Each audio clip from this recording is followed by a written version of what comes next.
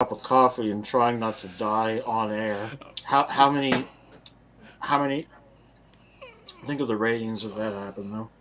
Yeah, whether or not YouTube would allow it, or would they end up taking it down? Yeah, I'm just boy. I mean, I called it, but it's still difficult to do. If you ever got to move any large furniture, prepare for some stuff to go sideways. Sorry, Uh, move what kind of furniture? yeah, I was moving a couch. Got a new one, getting rid of the old one.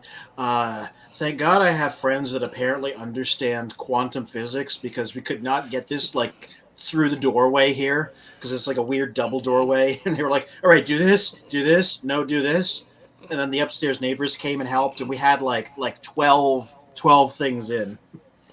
Yeah, there's when it comes to moving couches and certain pieces of furniture, um, the physics in getting it into some rooms does not seem to be the same. It's not possible to reverse the whatever ideas or process got it in the room. Whereas getting it Yeah, back out involves either taking off a door, or in one case, just throwing the couch over a balcony. yeah. Uh, Good. it's almost like, dear viewers, the quantum physics of all that involved in certain difficult studio series figures like Bumblebee here, whom some people dislike for their complexity, but this is one where I managed to solve how it works and can transform it perfectly. Maybe I'll do it on air in a little bit. Um, and because our topic is love it or hate it, this is one that the Transformers internet seems to hate, but I love enough. I got this is a premium version. I double dipped and got the fancy version. That's how much I like this extremely hated figure. Nice. Professor D on YouTube says I disagree. I Um, don't know what he's disagreeing with, but that seems very in character for him to disagree. MC disagree because we'll throw in a point he'll disagree with it, but Yeah, then he'll also he'll throw reasons as to why he disagrees, which is what some people no. In his fail to do. in his bio and tech specs, that's his motto. I disagree.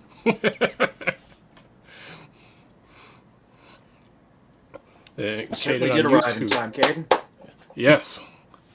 So you're here for the next 2 hours as we talk about love it or hate it, toys or Mm-hmm. characters within Transformers, and this could be any line from G1, G2, Prime, robots in disguise, all the way up to like recent movie releases.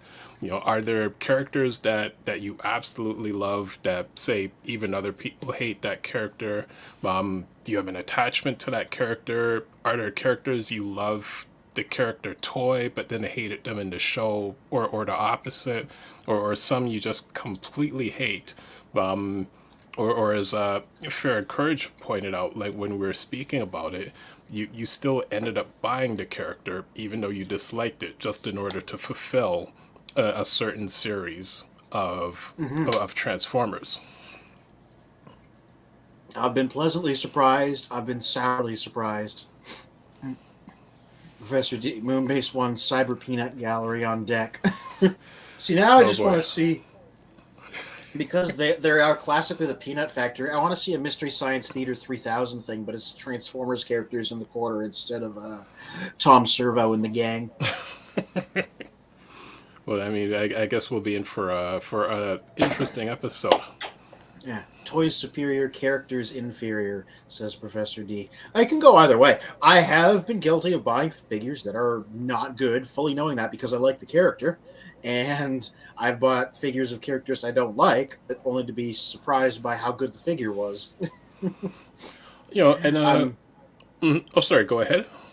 no, you go. No, you go. I'll hold on to the thought.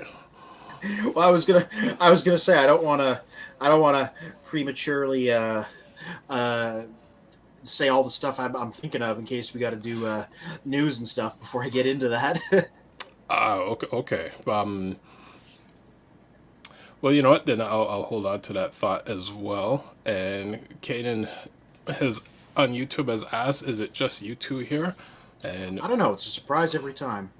Yes, it's you never know. So for now, it's the two of us, but we'll see what happens over the next hour and 45 minutes. Hmm. I'm gonna be eating pizza the whole time, so I hope that's okay with everyone. Because it's been a day. I haven't had much food. It's what the Koreans call a mukbang. Oh dear.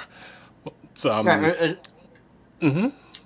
it's literally just people eat a meal while they're chatting with people. It's I don't know why they have a specific name for it, but apparently it's really well, popular. it's the internet. Sometimes like Yeah. the simplest things end up just being like a huge phenomenon, and then you sit back and think, well, how many times have we just sat down and ate food with people, and all of a sudden, now there's like people getting millions of views doing this, and I'm like, we do this every day and chat with people. Where's our millions of views? Yeah. Oh, look, I got Brooklyn pepperoni. I got mushrooms. I got roasted red peppers. Sicilian salami. Yeah, let's call the Brooklyn pepperoni that instead. I got some dipping sauce for the crusts. I'm I'm living large. I suppose I was gonna say there's been no Transformers known for loving pizza, but I'm like they don't eat pizza. That's Turtles thing. Yeah, I was just thinking that. I'm like, that's Michelangelo. Yeah. Um, Jason on Facebook says pizza with an exclamation yeah. mark. There you go. That's how I get the views.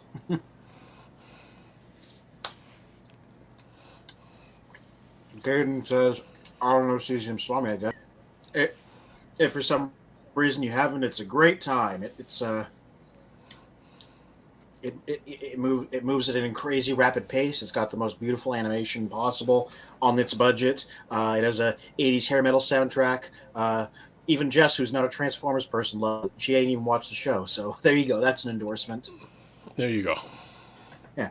As a non-fan, whenever Jess likes something from Transformers related, that's like the deal of approval to me. Well, interestingly enough, you know, spreading the word of our live stream out to other friends who are also non Transformers fans, it Hmm. gives it allows the ability for them to to pick and pinpoint what we're doing correct and wrong every week. Because they'll Hmm. be like, well, that guy's kind of relaxed, but that guy over there is super annoying, and who's this guy? I'm sorry, I'll be less super annoying next time. Peanut Gallery. Or as one friend You're getting the described, oh, wait, sorry. you're getting the upbeat version of me because paradoxically, when I get really tired, I get really energetic. So I hear that.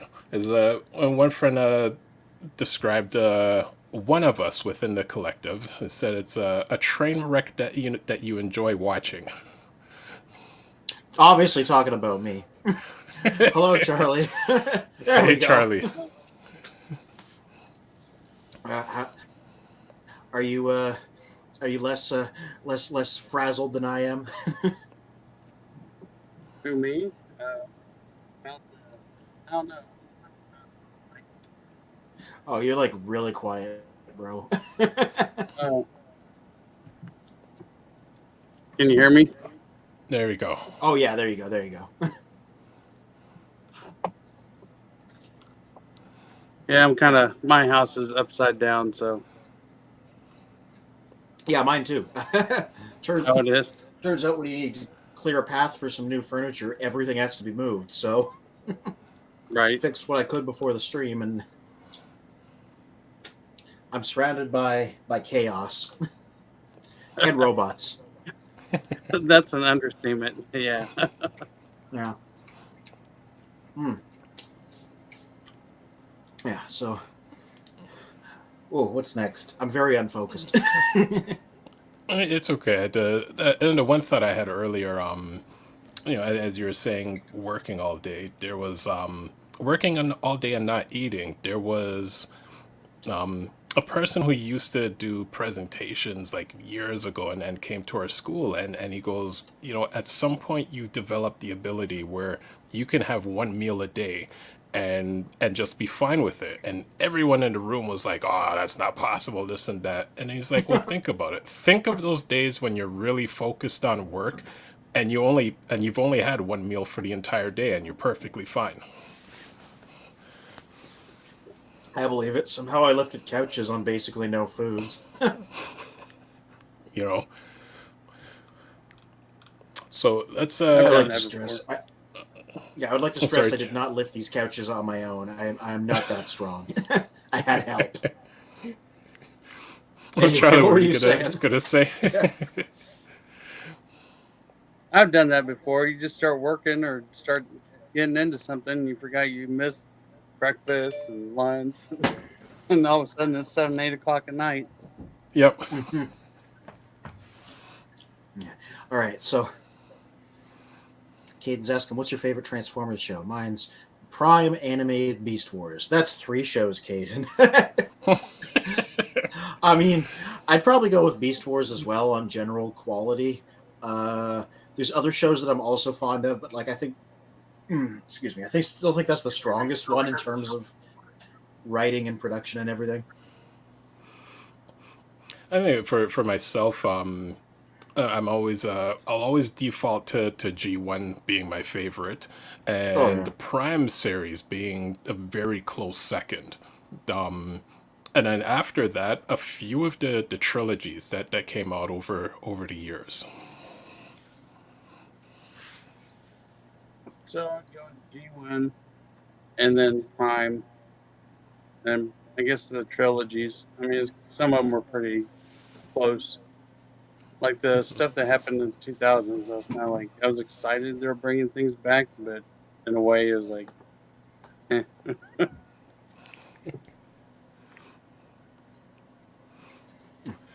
Let's see. Kaden on YouTube. Oh, in an if instant. somebody, let me ask you the voice of Transformer on a show, would you accept it? Oh, for sure. Oh, yeah. Like, Yep. I'll do one line in the background and be content. I'll be on BotBots. I don't even care. You know what that means? That means you get an entry on the Transformers wiki. This is true. Yeah. Sue Adams, a toy reviewer that I like watching. He's got an entry on the wiki now because he introduced those live streams. That's all it took. Nice. Once you get an entry on wiki, like you're basically like you're official for the internet. You're canon. Yeah, that's it. Yeah.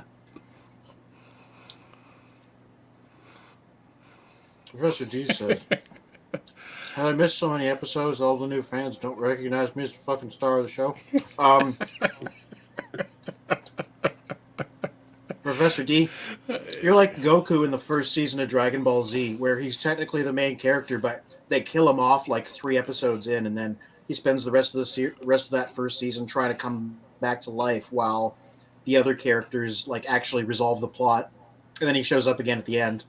Wow. And then it happens again in season 2 because he gets so beat up. Then he spends most of the second season in a tank healing while all the other people go to Namek and do the plot. And then he once again shows up at the end. Wow.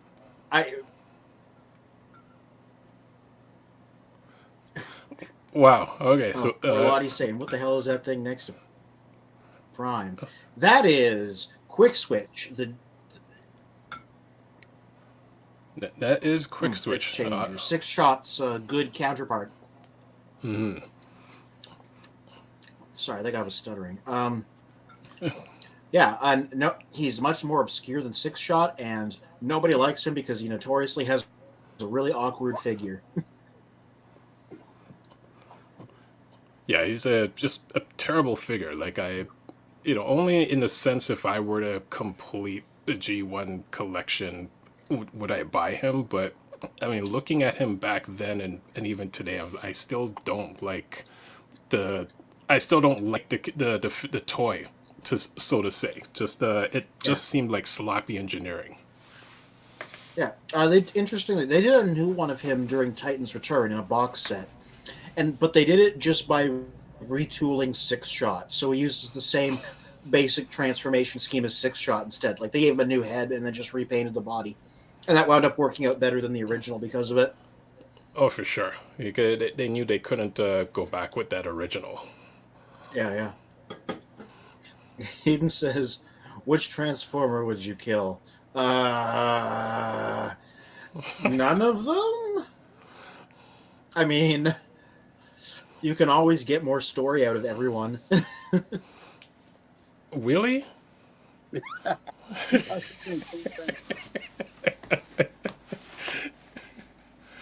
Should That's a little scary. Mm-hmm.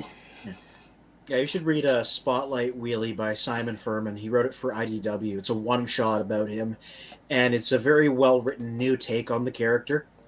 Goes back to his survivalist backstory because he just gets stranded on an alien planet and has to survive. And eventually does start talking in rhyme and everything, but they make the character make sense, basically. It's a really well written one shot comic issue. See, which is good because I could see somewhere along the line, someone would probably say, Cosmos needs to be taken out, and comic book and tech specs wise, Cosmos is an interesting character, but in the cartoon, I couldn't stand him, and I remember when the toy came out, I think that would have been like 85. There were tons of Cosmos like sitting on the shelf because nobody wanted to Really? buy him.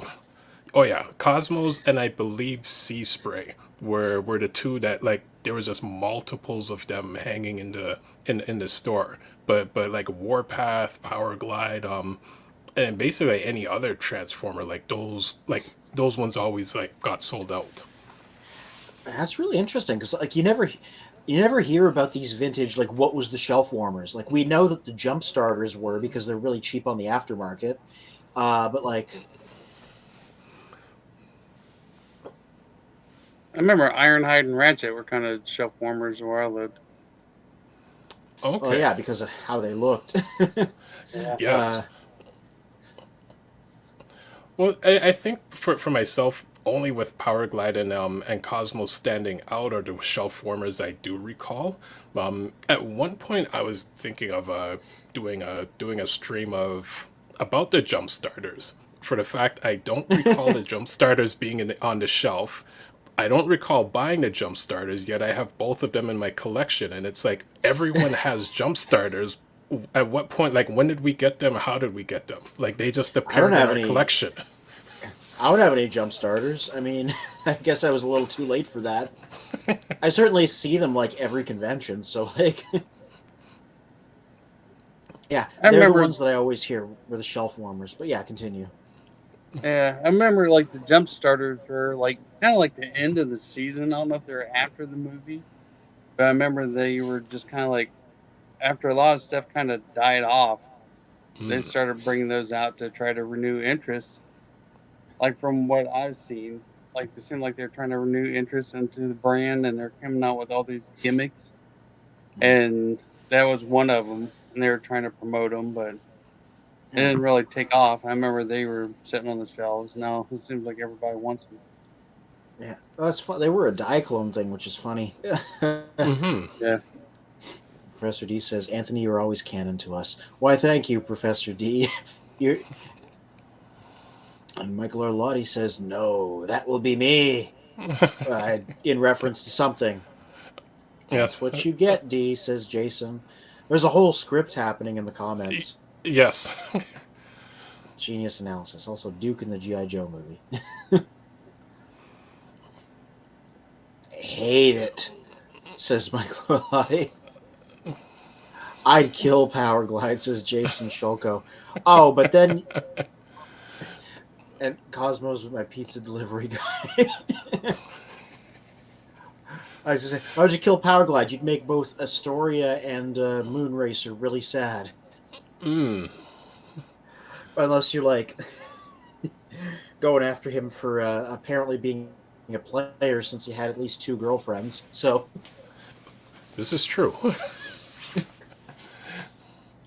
well, one on Cybertron and one on Earth. So It's a little questionable. Yeah.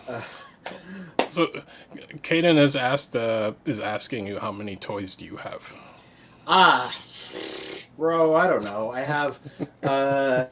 How many shelves do I have? 1, 2, 3, 4, 5, 6, 7, 8, 9, 10, 11, 12, 13, 14, 15, 16, 17 if you count my table, which always has some junk on it. So I have 17 shelves full of figures. So you do the math on that.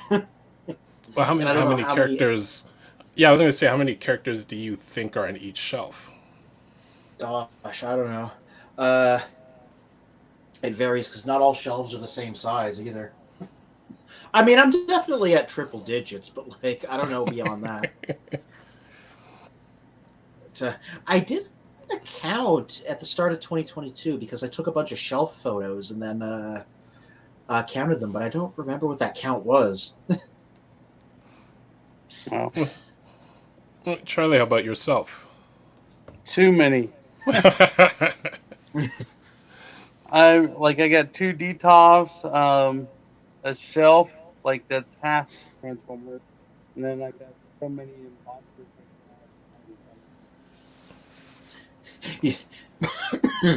Started to trail off there, but we got all of it. Mhm. Oh yeah. So I got like the Benaltecs or alternators and stuff like that all in Oh boxes. yeah. And I got duplicates of them because at the time people were customizing, and I wanted to get into customizing the figures. Like some of them were coming out and like skids. I was wanting to take that one and paint it red to make it Ironhide and everything else. Oh yeah. A lot of people So did that. I was buying like a bunch of them on eBay, just boxes of them. But I never got around to customizing. Yeah. Wow. Speaking of love it or hate it, like alternators is one of those things. They were more expensive. They were really complicated to transform, and some people adored them, and some people strongly disliked them. I skipped them entirely because that was the period where I was out of Transformers, so I don't actually have much of an opinion on them. Oh And well. Mike says, "Me over 200 TFs." I mean, I'd believe that for me. Ah, that's for you, Spin. Yeah, so are those Protectobots behind myself? If so, yes, they are the Protectobots, and they are one of my favorites combining group, because I believe it might have been late 85 or 86. I got the Defensor box set for Christmas. And Ooh, yeah, and then slowly I started getting all the other combiners, but Defensor has always been my favorite out of all of them. yeah. It's funny that a lot of people say that because of how well he's designed, despite the fact that he was the one that was barely a presence on the show compared to all the others. It's like he Had showed like up in I think the last few episodes of season 2. Yeah, and then didn't get a spotlight until season 3 when First Aid didn't want to be his arm anymore. Yeah. Yeah. Uh, I guarantee Anthony has over 200 hot rods. Probably not. Also, I like a lot of them have come and gone from my collection. I much as I'd like to have like a big shelf of just that one character. Gosh, I could probably figure out how many hot rods I have. Give me a minute. Give me a minute. All right. All right. All right. Uh, G1 reissue, retro collection pink one. Yeah. That's 2 of them. Studio Series 86, that's 3.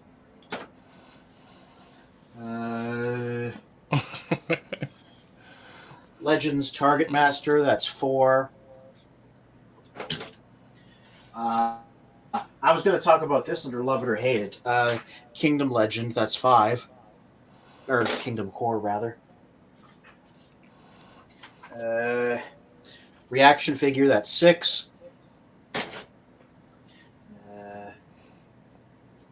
It's not. Little Tiny Rodimus Prime, that's 7. if I wander over here,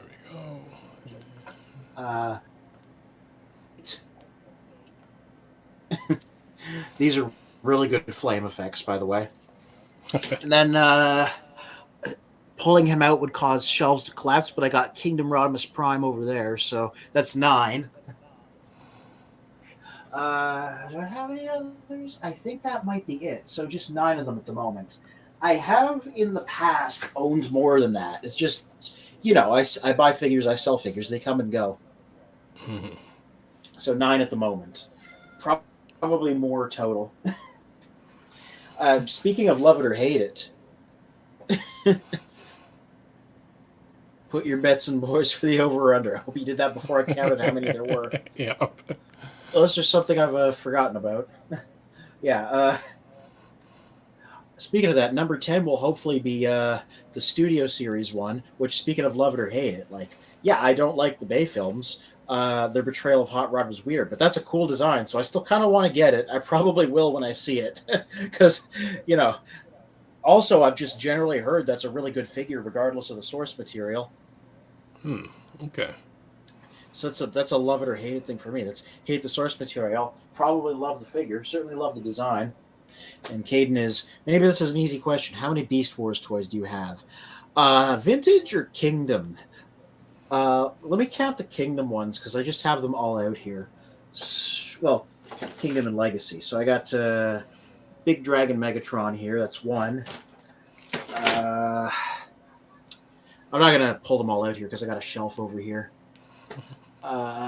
Maybe unless I take my camera. There Got the 1. cat. Yep. Yeah, say hi, Pep. Or not. Or try and go after my plate of pizza. There's nothing there. I ate it all. Okay, it's my current shelf. Inferno has fallen over. So let me count what's here. It's way too dark, and I apologize for that. 1, 2, 3, 4, 5, 6, 7, 8, 9, 10, 11, 12, 13. And Dinobots over here, because I was using them for a photo.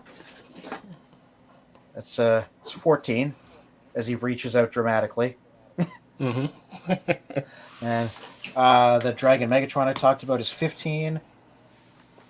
And I got Russian Ravage and Transmutate around somewhere. So that's 17. And then if you want to get into vintage stuff, vintage Rat Trap, that's 18.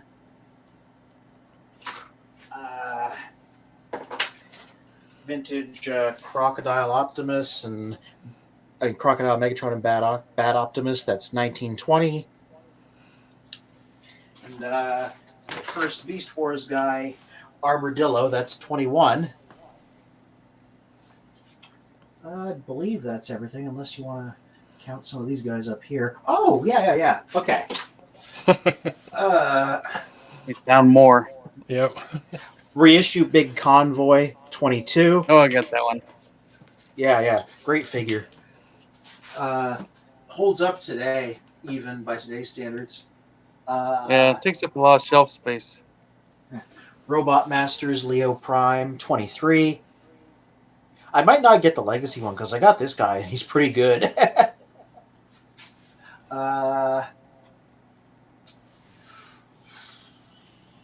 Did the Robot Masters come over here? Because I was in Japan when they came out. Yeah, no, they were Japan only. Oh. Legends Convobat, that's 24. This is a new head on a skull grid body, which you're supposed to do, so that's 24 and a half, basically. Well, Skullgrin, you counted him as a Beast Wars character? No, sorry, Skull Cruncher I met. Okay. Remember 24 and a half, because I might forget it. Oh, crap. Oh, dear. Because Convobat came with Crocodile Megatron's head, but he didn't come with a body for him, and you were supposed to get because it's a very close design, like the instructions say, literally buy a Skull Cruncher and swap his head out. Wow. Yeah. 24 and a half. No, he does not transform into a ball. And Beast Wars Neo Stampy, who changes into a rabbit, 25 and a half. Am I done? Am I done? Am I done? Oh, how could I forget this guy?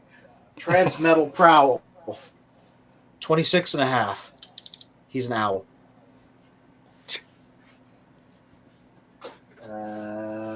What about the random shelf over there? Oh, look at what we got. Going down the rabbit hole. Yep.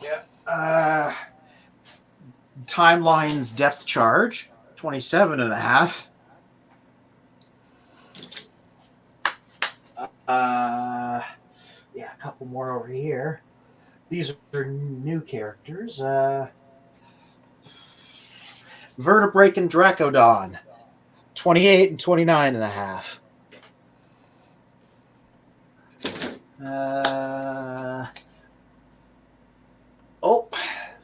Look who's up here.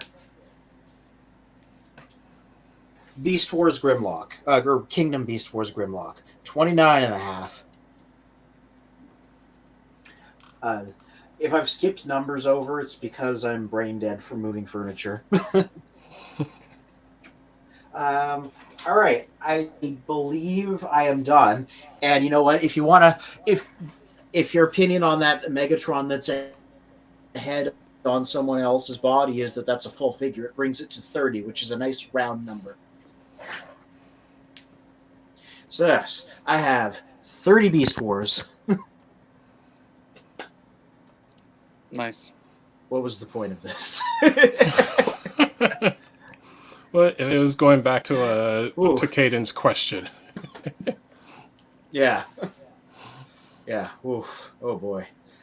Oh, love it or hate it. I love Beast Wars. One of the examples I was going to bring up was like the shelf up there that has like 14 people on it. That's the full season 1 cast, and I wanted to get that whole cast regardless. Yes, people who are metal men and women who transform into aminals. So that means because I wanted to get the full cast, I want to get figures that are maybe not the best because I want to fill in that collection of characters, right? You know, like let me talk for a second. Let me just rag on this guy, Beast Wars Scorponok. If you watch the show, you realize he had absolutely nothing to going for him as a character. He was second in command of the Predacons. He was a fanatical loyalist to Megatron. He was kind of a scientist, but he was also kind of a dumb goon. And before the season was out, nothing he was doing was everything he did was superseded by other characters. Tarantulas became the mad scientist. Inferno became the crazy loyalist. And Waspinator was so good at being a dumb goon that they were going to kill him off, and then they decided not to because the fans liked his dumb gooniness so much. So, like, Scorponok's a complete nothing of a character.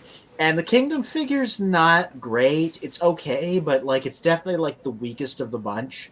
Though they're a great bunch, so it's grading on a curve. But I picked them up anyway just because I wanted the full cast, you know? Mm-hmm. Gotta even have the nobodies, basically. So that's a love it or hate it kind of thing. Love having the full cast. Dislike having the nobody of a character that is this guy. Still looking forward to getting the Toy Colors repaint that Mr. Magnus is sending me. So I certainly ain't complaining about that.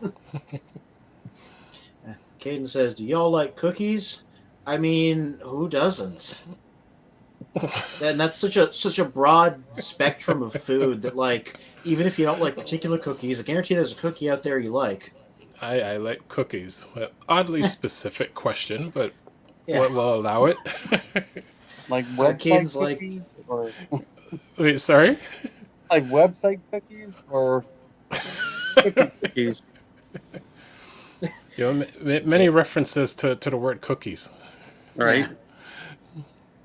Caden says, kind of like the sound wave of Beast Wars, except for him being dumb. Yeah, you know what? Like, it seems like they were trying to set him up to be the sound wave equivalent, but it didn't really come across that way. He even, it only happened a couple times on the show, but he could shoot a bee out of his claw. This new figure still has that. It comes off. You can see it here.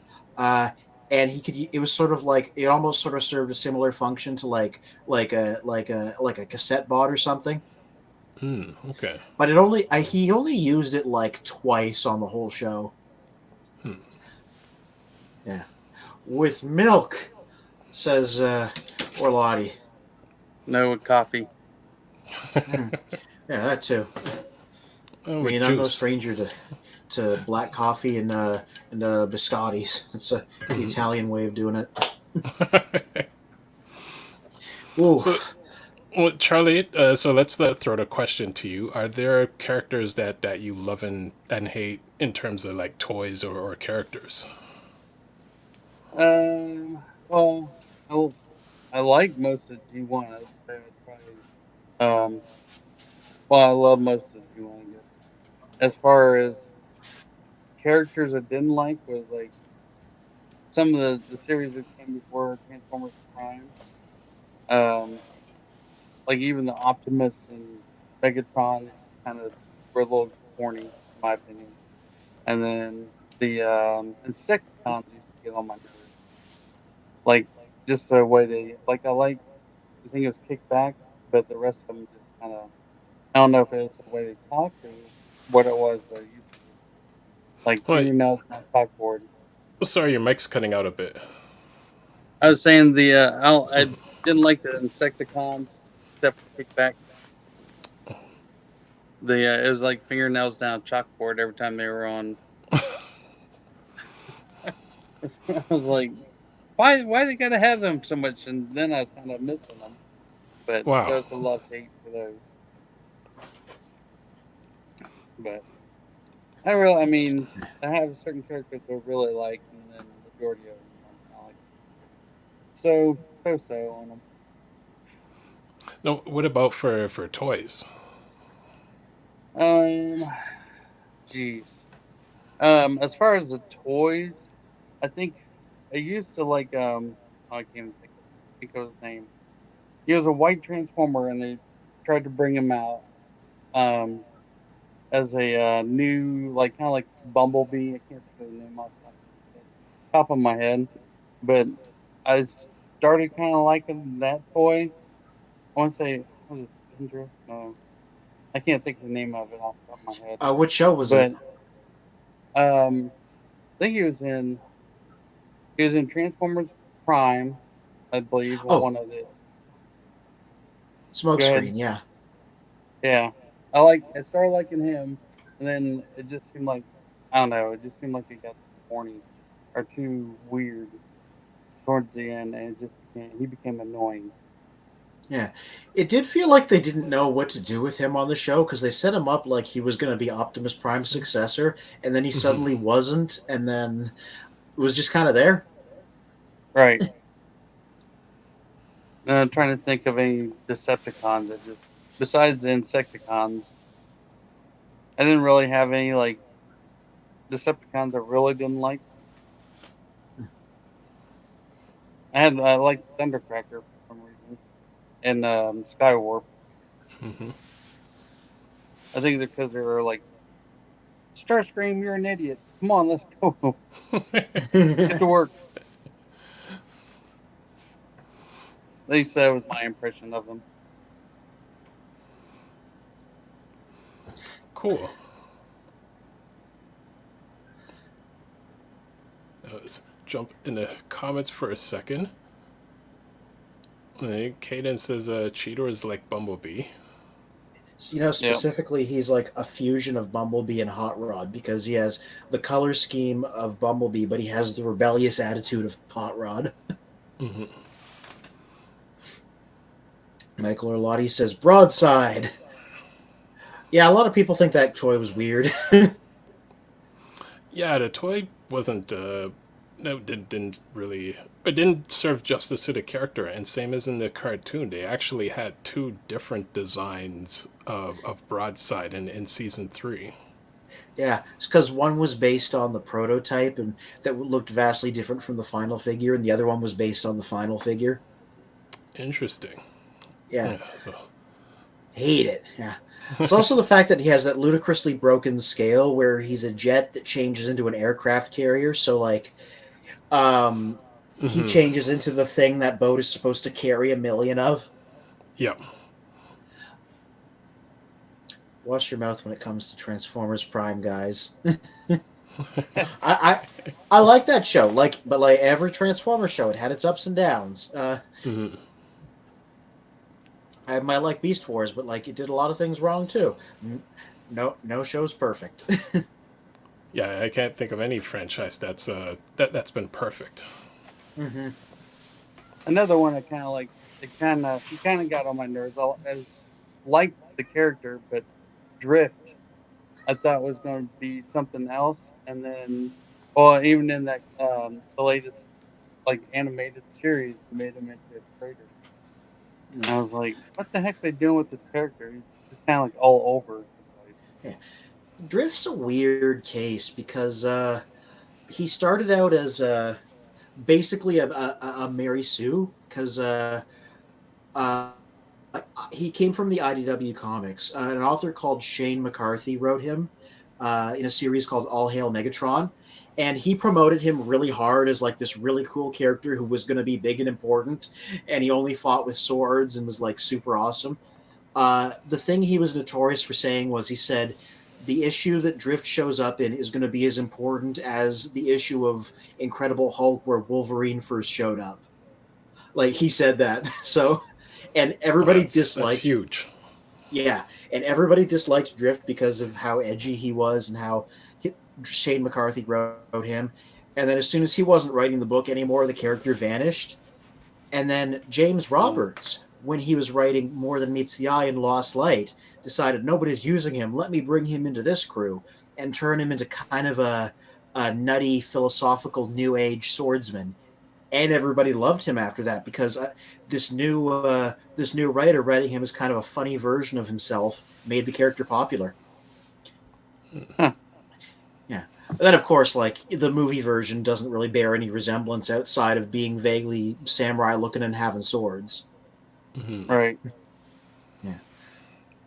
Nah, the him being a traitor in Cyberverse was kind of like a deliberate inversion of the how it usually goes because he's usually a Decepticon who becomes an Autobot. Like that was his original deal in IDW comics. Oh yeah, I did read that. Yeah, yeah, that's another reason why they was like cool and edgy. Like, oh, he used to be a bad guy, and then now he changed sides, but he's still got an attitude. Uh, they fixed him. Like James Roberts fixed him. They wrote him. He wrote him good. So All right. the cat really Cool. wants my attention suddenly, as you can see. But, uh, Yeah, guest starring Pepperoni. yeah. Professor D says, when I saw Transformers like Insecticons, Dinobots, and Jump Starters in the commercials first, I was always surprised and disappointed. They were smaller in real life than they appeared on TV. Anyone else? Yeah, that used to happen to me all the time. Uh, Back in the day when I was like a lot younger, before I really saw any G1 toys in person, I used to think that the mini bots were going to be the size of Beast Wars basics, and like the Mm. cars were going to be the size of like deluxes, and it turned out to be not true. The Autobot cars were more or less this big, and the mini bots were like the size of Legends. Yeah. And the thing I always like to bring up was even this year, last year, last at TFCon, I got wowed by scale because I saw two figures in person I'd never seen before. Mm-hmm. Uh, Gnaw the Sharkticon and the Jump Starters. And Gnaw the Sharkticon is huge. I said this last episode, gigantic compared to what I thought he was going to be. And the Jump Starters are like this, and I mean, not the Jump Starters, the Power Dashers, those expensive mail away Right. figures. Uh, they're like this big. And I'd never Mm-hmm. seen any pictures of them that really scaled them with other figures. So when you're just seeing them in like a white void without context, I thought they were going to be like the size of the Autobot cars or something. But no, they're like little mini guys. So Oh, yeah, wow. I have absolutely been freaked out by how the scale of these things in real life. It was a great show, Orlotti says. Yeah, and we got Yeah. a Charlie. Don't be afraid of the mic. Come to the mic, Charlie. Which Professor D also All says. right. We get the idea. Jesus.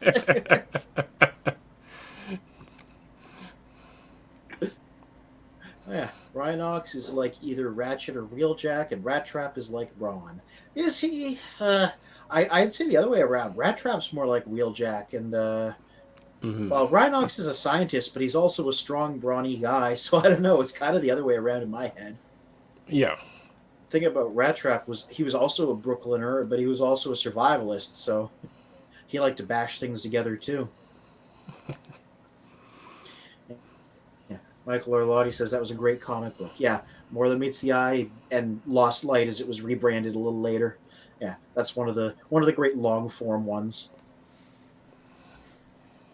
Caden says in Bayverse, originally Megatron was going to have Starscream's head on him. I know it sounds crazy. I know he was going to have a completely different head, and then they redesigned him a little bit. I don't know if it was necessarily Starscream's head. Drift is like the Razor Ramon from WWF/WWE. Somebody else will have to comment on that. I don't know that era of it enough to comment. I don't remember which character Razor Ramon is. I'm If Jess guessing was here, it's she could probably tell in the me. later sense. Yeah. Yeah. Yeah. Professor D says Paradashers were another good example where the ads made you think they'd be bigger. Omnibots the same. Me, it wasn't even ads. It's just so few people had them that I'd never see pictures of them with other figures. It was always on their own.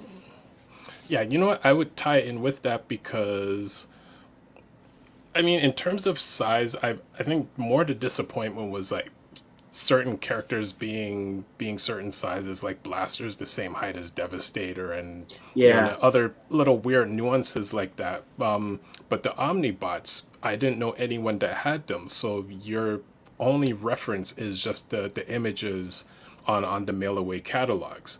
So it would be unfortunate. You think, well, these characters are probably as big as some other ones, and it's the complete opposite when you get them. I had one I, of the Omnibots.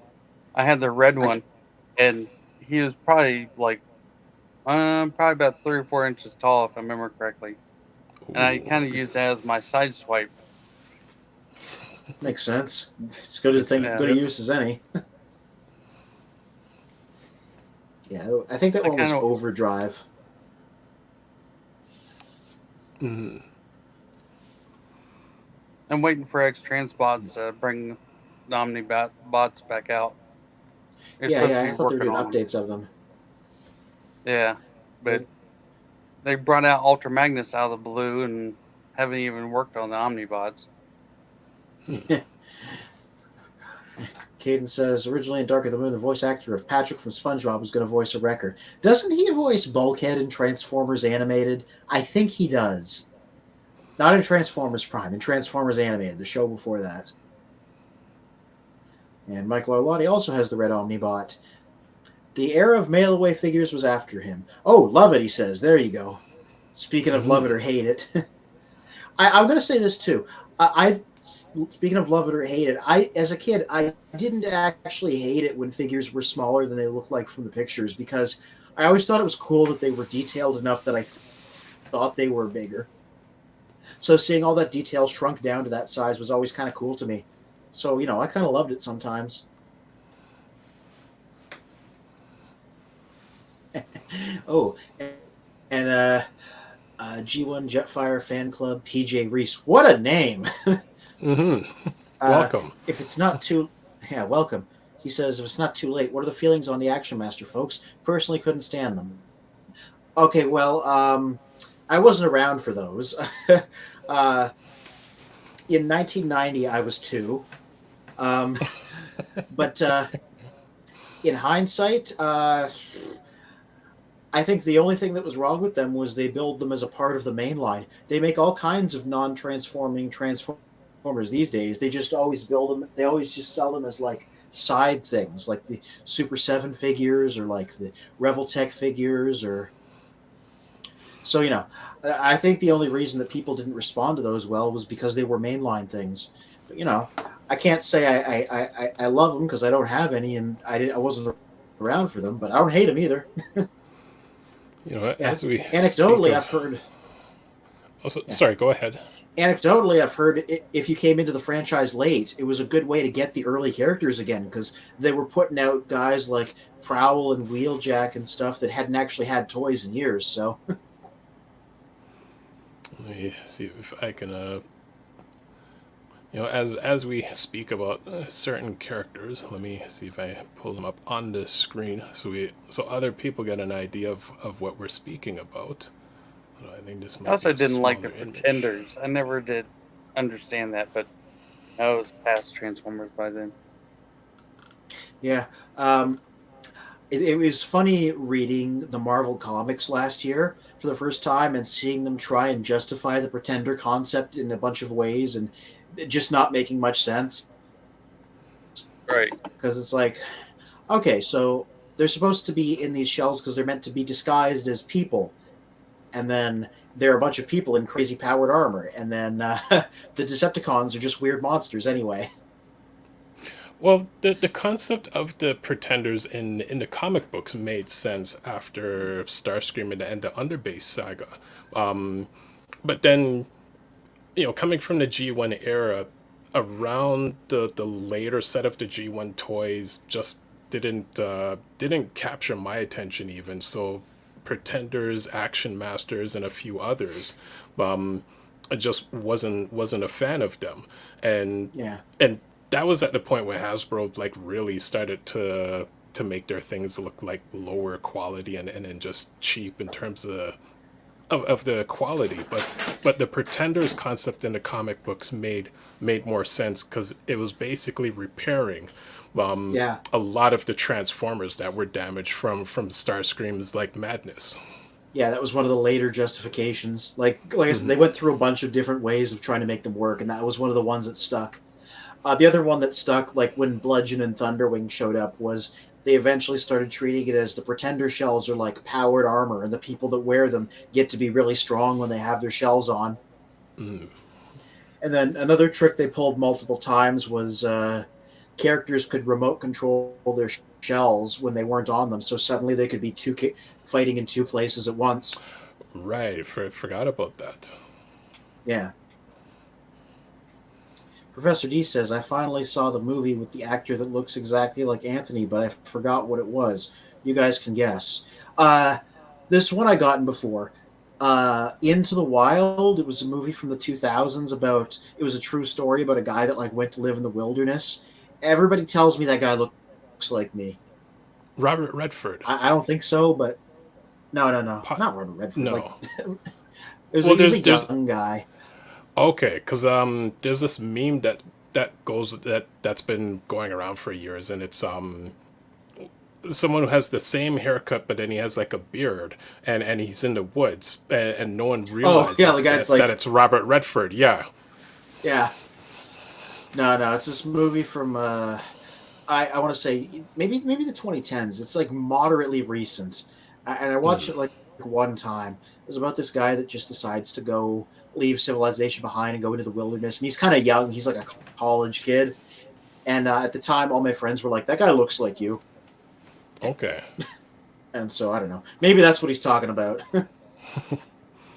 Yeah, thanks. The G1 Jetfire fan club, PJ Reese says, "Thanks, guys." Yeah, I will say, because I've seen them in shops before. Those photos you showed of the Action Masters, there is something kind of nifty to having all those characters in the same scale, all lined up like that. Mm-hmm. Yeah. Caden says, Corey Burton, the voice actor of Shockwave, was cast to voice Brawl in the first movie. I think I heard he had one line. Well, he doesn't have any lines in the finished movie. Wow. Yeah, Professor D says Action Masters were trash. This is one point where I'll defer to your opinion, because like I said, I wasn't around at that time period. Nice collection there, folks, he says. Sure, thanks. This half is mine and this half is Jess's. And it was not decided to call Megatron Galvatron and Revenge of the Fallen for the sake of the general audience. Yeah, I'd believe that. Kind of makes sense, too, why they... Yeah, there it is over there. Yeah, a sneak peek of Charlie's collection. Yeah. Yep, Sometimes those background is ludicrous. Mm-hmm. Yeah. Love it or hate it. I'm like... Yeah, he says, see, I liked the Pretenders, but the Japanese version. See, Master Force, the Japanese anime, the Pretenders were on that show. And again, they tried to make them make sense. And the two sides worked a little bit differently. The Decepticons were just like the monsters, and they were just like, again, this is just powered armor. We just wear these to be powerful. And there was this twist in the story where they'd been on Earth for millions of years, and so actual legends of monsters were based on the Decepticons. Like Skullgrin here, it said he was the inspiration for the Minotaur because of how he looked. People in ancient Greece saw him. Yeah, but the Autobot ones, they were disguised as humans, kind of like the lady in Revenge of the Fallen, but less creepy. They were like, we've been living secretly among the humans. We look normal. If we get into a fight, we can do a Power Ranger thing and make the armor appear on us. And then we can just, if we want, pop out of our shells and expand to giant Autobot size to just be normal Transformers. So they had them shrink down when they were in their shells. You know, mass displacement or whatever. Oh, of course. Yeah. So that was their attempt to make it make sense. Cool. So Michael, Mr. Orladius says, Action Masters, nope, hate it. It's understandable. And he also says, Transformers are supposed to transform, otherwise you bought Star Wars figures. I agree. Yeah. Like I said, it's telling that every subsequent non-transforming action figure that they've done has never been sold as an actual Transformer. It's always like, this is a spin-off thing. This is the Super 7s or the Revoltechs or the Mega SCFs or whatever. You know? So, Kaden on YouTube says, I heard people don't like Action Masters because they can't transform. People don't like Action Masters because they can't transform. G1 Jetfire Fan Club, PJ Reese. Actually, Fear or Courage, you remind me of Jack Black. I mean, Oh, he froze. Well, I mean... Oh, there you go. Am I back? You're back. Yeah, I was going to say, that's good. Jack Black's cool, so I wouldn't mind being compared to him.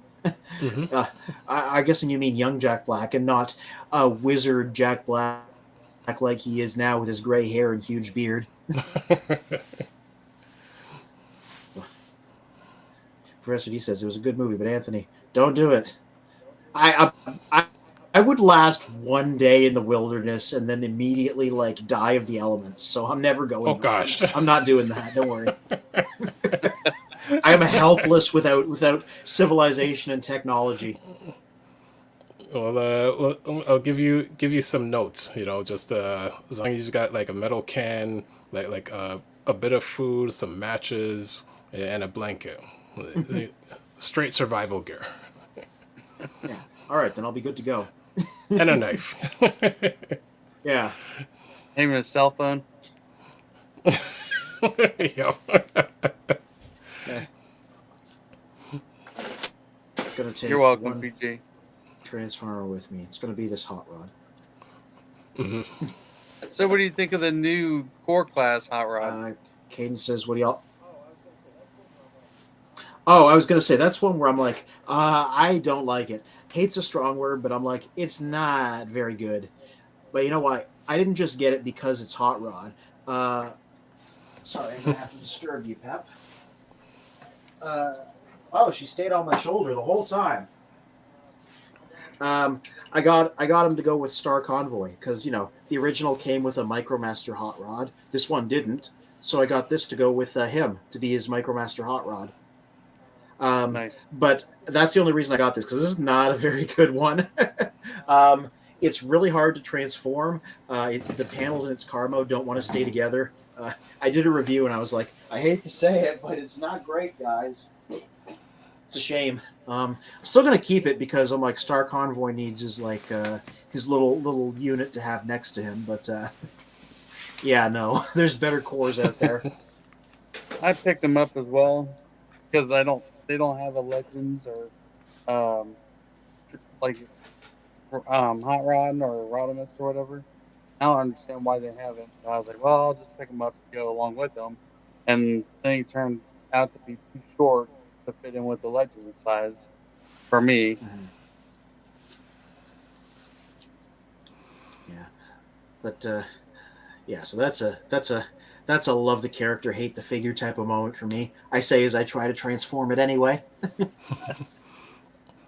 So Kanan on YouTube asks, which do you all like better, headmasters or the target masters? For myself, I actually like both. I mean, I like the concept of them, and my first headmaster was Brainstorm, which his headmaster is Arcana, and again, the comic books wrote the concept of the headmasters, target masters, and power masters better than what Rebirth did for the three episodes in the original series.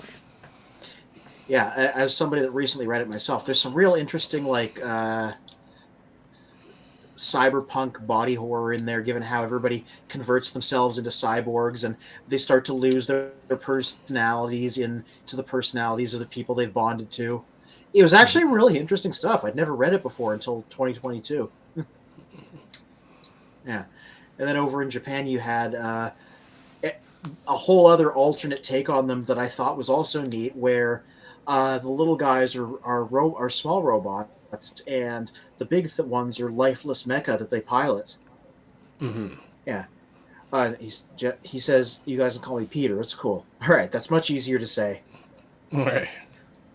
Yeah. Yep. Jack Black, doppelganger. Okay, well that's good because Jack Black's a cool guy, and yeah, young JB, fear of courage. All right. Unfortunately I don't have any musical talent, so I can't grab a guitar and sing funny songs. But Tropic Thunder, Jack Black. I mean, okay. And RJ Eagle says, Transformersred doesn't transform. Just join the conversation, so my statement may be out of whack. Yeah, well, again, that's not the main line. They're selling them as their own little separate thing. Yeah. Oh, Transformersred, speaking of love it or hate it, that's one that I would have loved to have loved because I think it's a good idea. But in person, I've seen them on store shelves. They do not look good, so I've never bought any. I wanted them to turn out good. I was fully in support of the idea. They don't look good. They're all made of very soft-looking plastic that doesn't really work with the way Transformers sculpts are usually really sharp and angular. And okay. I have never seen one that had good paint. They always have them either slopped over or bits of them are rubbed off. I don't know if it's the materials or if the quality controls on them not good. But yeah, wow. I was like, because when they first came out, I was like, maybe I'll grab a couple of these. I like the idea, and then just none of them looked good. And I still see they're still making them. I've seen Galvatron and Shockwave in stores. Those are the latest two. I'm like, they still don't look good. Professor D says headmasters are. Oh, sorry. You go ahead. Headmasters are cool. Target masters are a whack-ass cash grab. Well, yeah, selling the same figures with different guns was a cash grab. That was a cash grab. Yeah. So the new guys weren't necessarily one. Right. I want to say I'm enjoying the comments section. Everybody's just all up in the comments tonight. So and welcome all the new viewers. To Professor D's point, I do agree, especially with Hot Rod Coupler and then Scourge, Cyclonus, and actually Scourge, Cyclonus, and was there one other that they reformatted to a target master? No, just those two on the Decepticon side. Hot Rod Cup and Blur all got the Target Master treatment on the Autobot side, Right. but it was And just then, the like two of them in the Decepticon side. okay, which was the funny thing when we were going through the tech specs, that out of those 5 characters, they relatively had higher points. As soon as they were converted to target masters, their tech specs just dropped. Yeah, some of them had less firepower. Other things dropped. I don't remember what they were, but it was funny. Yeah, I just I'd pulled say up the that. Oh, the is Target that Master Hot target Rod here. master? Yeah, Okay. this is the Legends version that they did.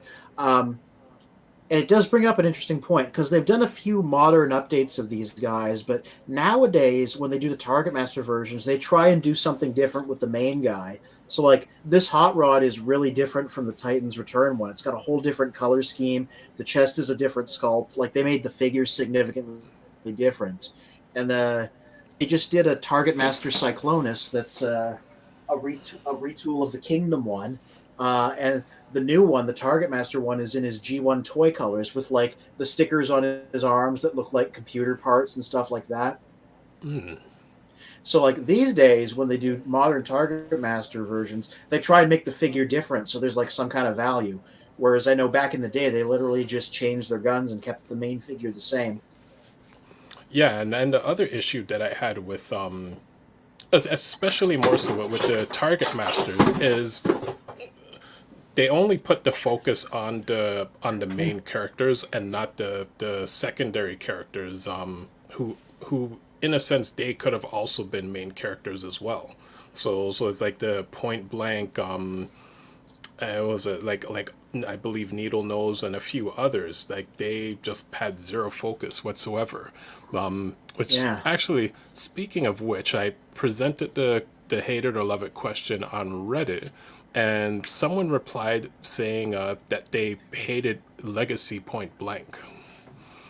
Oh, I've heard he's not great. I'm not going to get one because I don't buy bad figures, which I don't know. Maybe it's an antithesis of me as a reviewer, but I'm like, I don't want to spend money on the bad ones. Yeah, I heard he's like not good. Yeah, For so some so reason, then he doesn't have Mhm. like elbows that work properly or something. Well, let's see, because I asked, go into more detail on why they didn't like Point Blank, and Ooh, their response was the toy, it looks wonky as hell, it has a clunky transformation, the head looks ugly, the arm articulation is a joke, while also looking too stumpy, the Target Master does not compare to the ones of Siege or Earthrise, and it feels yeah. cheaper than Crankcrace, who was the exact same week. Who was in the exact same wave. Yeah, the Target Master was something people were goofing on because we took you saw photos of it side by side, so we know it's not the case. But it looks exactly like the G1 Target Master in terms of building and articulation. When usually they do better these days, right?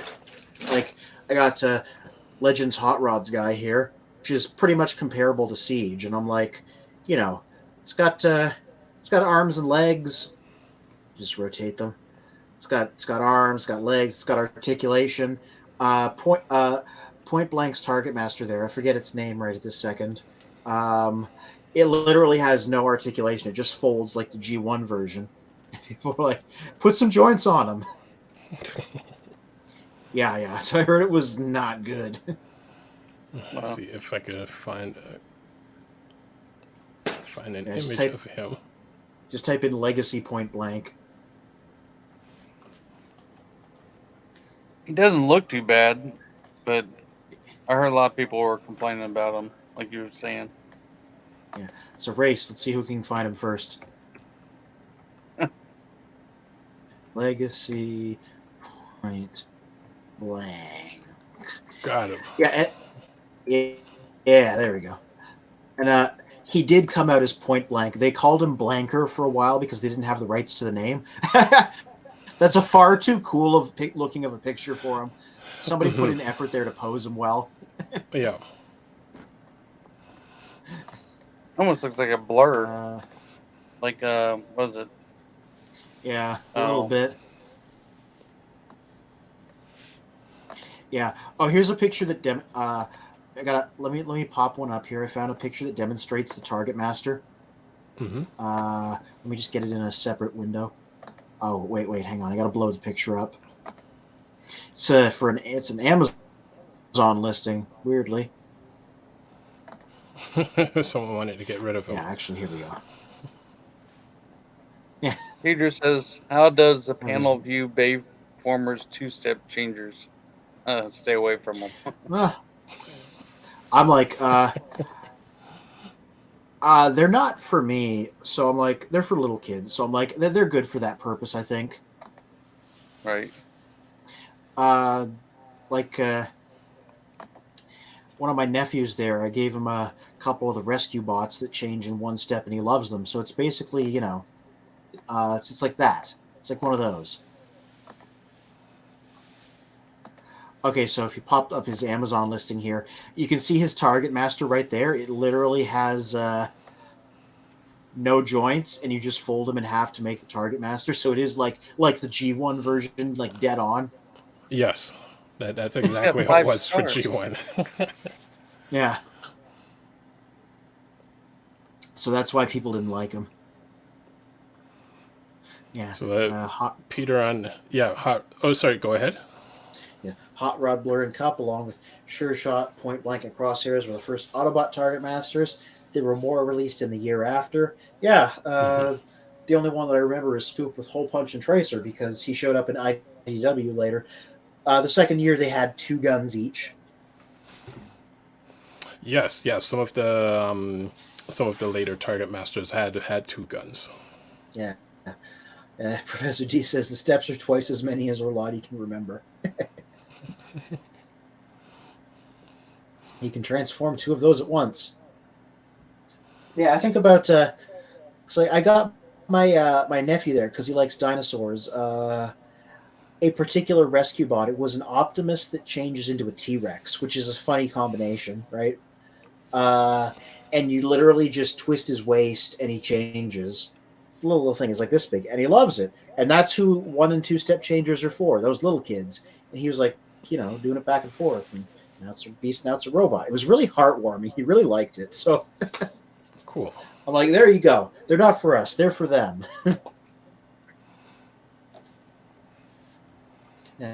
Does the panel prefer tune-accurate colors on figures or toy colors? Uh, I gotta say, tune-accurate for me because I've always been like a fiction-first kind of guy. I watched the cartoon before I even knew there were figures, so instinctively in the back of my head, Transformers is a TV show that has figures, even though that's not literally what the case is. Mm-hmm. So I always prefer animation-accurate stuff. Yeah, Like I would. I get the charm of yeah. Go ahead. Um. Oh, I was gonna say I prefer Toon accurate as well. Whereas like only a handful of G1 characters were Toon accurate in terms of the toy. Let's say Omega Supreme, Inferno, were the 2 closest ones that I could recall. Yeah. That's why I like retro hot rods so much. They just made it show accurate. So Mm-hmm.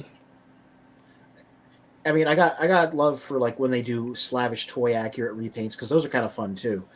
But if given the choice, I'm always going to go with the animation version. Yep. Yeah. Slug Slinger, Misfire, and Trigger Happy. Yeah, Cyclonus Scourge, Slug Slinger, Misfire, Trigger Happy. Again, yep, that's who they were. And then in the Mm-hmm. second year, one of them was Spinister, who everybody remembers because he had his funny name that sounded like Spinster. Yes, which is also my DJ name. Yeah. A weird That's coincidence with that one. Peter, thumbs up, says Professor D. My knowledge overpowers me when questions get asked like that. Oh, that's me all day, every day. I have this thing where Jess will point to cars and say, Anthony, what transformer is that? And I'll tell her. If it's not like an actual alt mode, I'll pick the character that looks most like that. Mm. And like just because I know all of them. It has to be the 80s cars, Yeah. like a Datsun. Mm-hmm. Oh yeah, by the way, speaking of love it or hate it, here's my attempt at properly transforming the little core hot rod. As you can see, I cannot get these panels up here to sit flush. They just do not want to. And I have tried, and same with this. I've tried over and over again many ways to get it to sit flat. It just doesn't. So like, it looks okay from a distance next to Star Convoy, but that's about it. So Peter on YouTube says, great answer, Charlie," and also says, "Retro hot rod is just gorgeous." I know.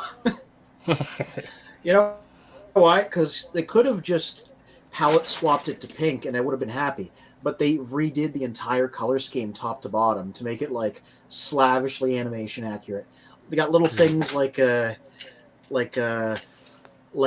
wrists that weren't painted on the original and now are, and like they got this little tiny bit of paint on the knee just so the boots are obvious. Like they just went all out. That's really why I like it.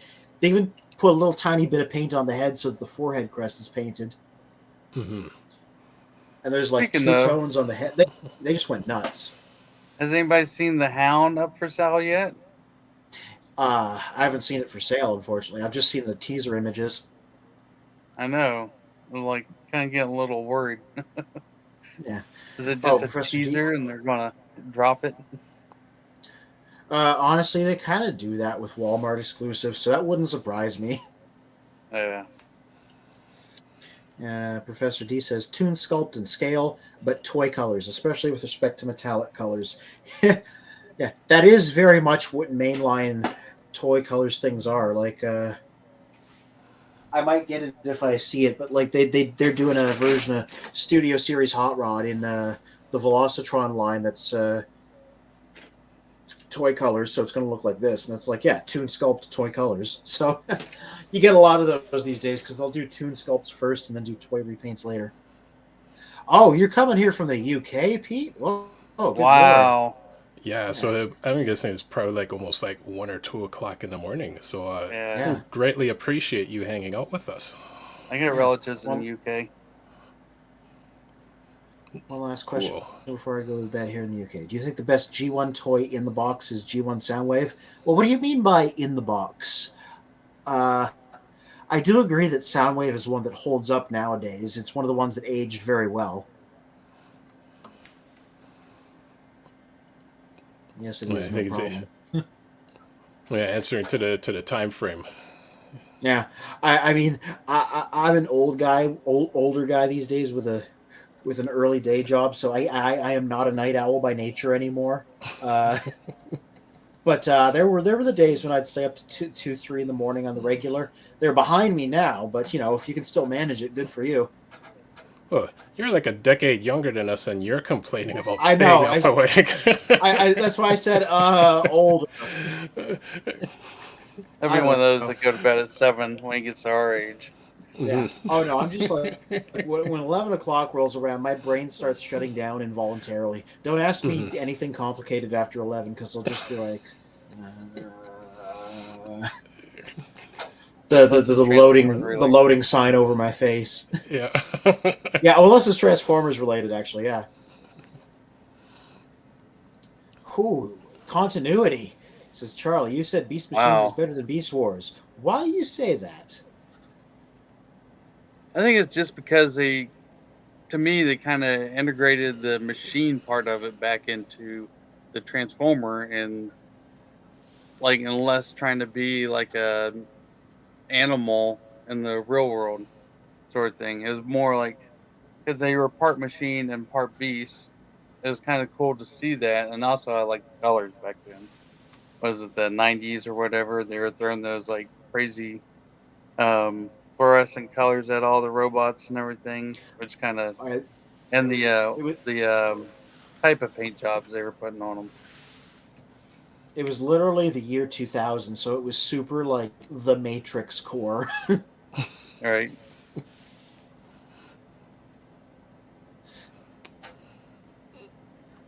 With the techno and the neon lights. Oh yeah, Professor D says Soundwave is great, but you can't beat Megatron or Jetfire. I will admit, after Mr. Magnus showed his off, Jetfire in the box looks. Mm-hmm. That's a good box toy. Look, yeah. Mm-hmm. Oh yeah, G1 Jetfire. Sorry, Pete. I always want to read the full name. I mean, aesthetically, I think it is simply the pinnacle of G1 display in its original box. Yeah, maybe. Like I said, Jetfire is pretty sweet too, but Soundwave is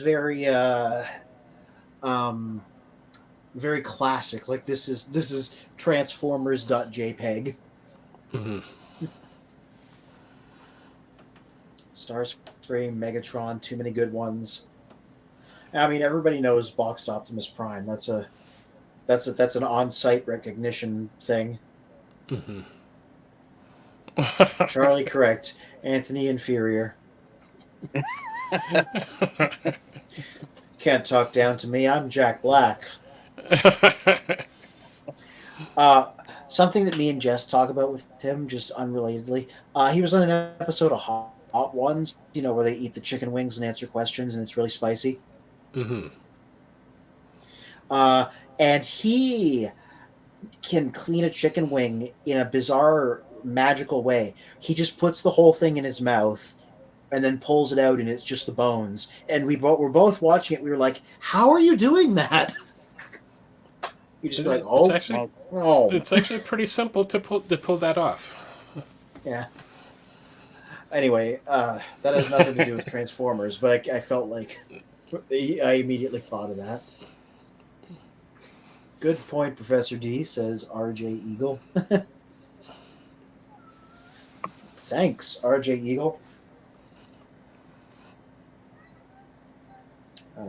That's my cat wants attention down there. I'm like, you got to come up here. Mm-hmm. Yeah.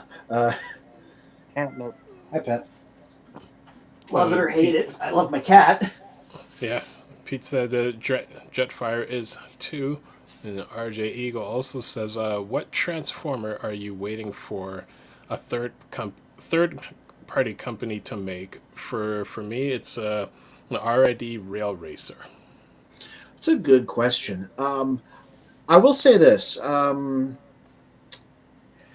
A good masterpiece scale hot rod, because we're not quite there yet. I tried the Hasbro Takara one. It has its wonky proportions that don't look good. I had Fans Toys Hoodlum for a while, which is, as far as I know, the only other one they've done. It looked nice in both modes, but it had a nightmarish transformation that was just not fun. So I want to see somebody else take a crack at the design. And I've said before, even if they could copy the engineering from the Studio Series 1 and blow it up, that's something I'd like to see them take a crack at.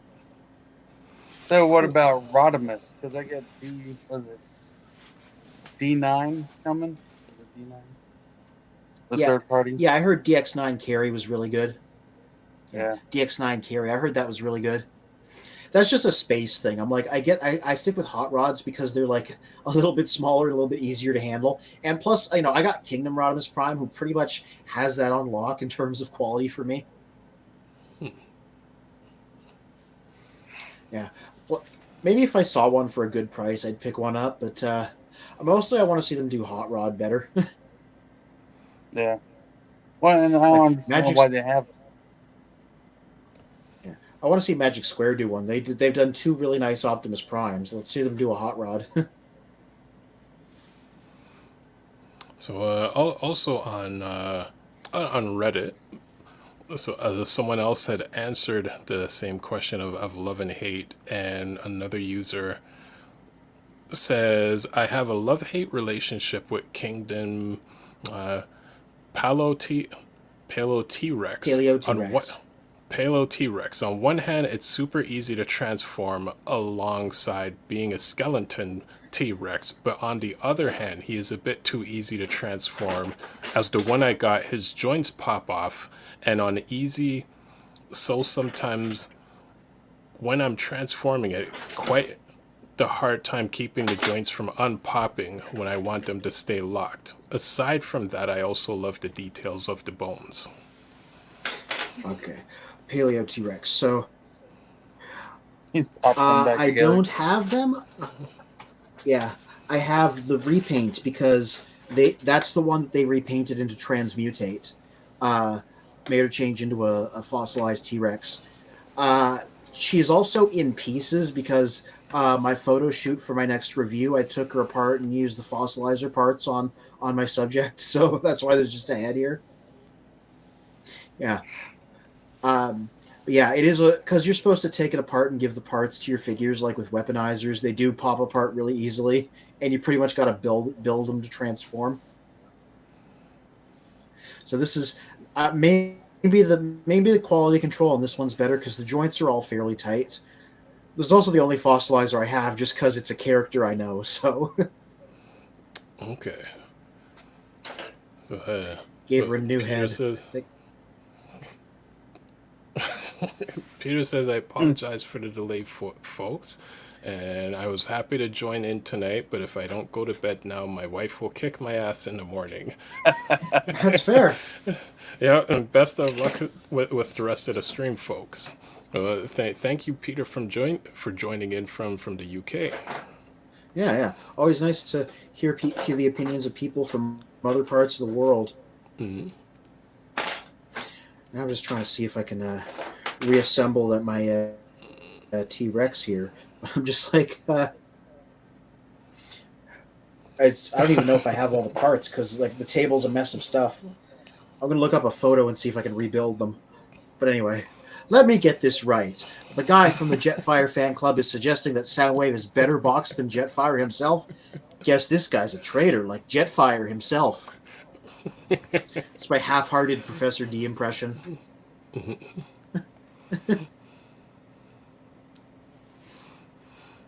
And he's right. He did say he was a Jetfire fan, and is saying Soundwave has the better box. Mm-hmm. Professor D says later to Peter, and Peter also replies back later, Professor D, and T. The letter T. Yeah, man. I'm for T. Yeah, Mr. T. Yeah. So I got a photo reference, and I'm just gonna try and build this dinosaur. Even though we're long past that point in discussion, I just like want to put it back together now. So another comment on Reddit says, "Power of the Prime Starscream is a hate crime." Ooh, yeah, I heard that's not great. I didn't have that figure, but that one's a mess. That was the era where they decided they were going to put stickers on figures again, and they were all like poorly applied. Oh, okay. That Starscream's a combiner torso, which you'd think would be cool, but it means he has humongous fists and humongous legs, and is just. Let me get a picture of this guy. Okay. Replace my open window. Power of the Primes, Starscream. Didn't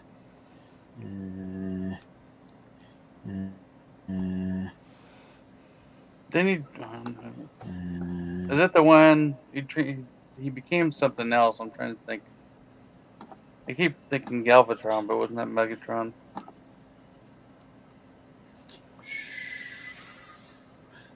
Let's find him on the thing. Always go to the wiki. Well, I remember in the cartoon, he was stole the enigma of transformation, and basically combined with like all the combiners. Yeah. So this is I got him up here. This is a flattering photo. Yeah. He does not look this nice in person.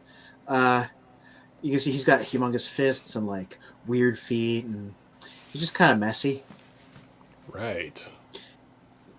Yeah. I almost feel like this deflates my argument because whoever took this photo like really brought out his good side. They posed him to the side so you could see the rest of it. Yeah. So here's his combined form, and he didn't have a designated team. You could just attach him to anybody. It didn't have a name. They never gave it a name. Just he can form a combiner torso with a crown on his head. Good idea, because it's like the king thing, but lousy execution, so I hear. Well, I mean, even in a cartoon, they never gave his combined form a name. It's just Megatron saying, Starscream's nuts. Yeah. Oh, I lost my place. Where is he? Where is he? There it is.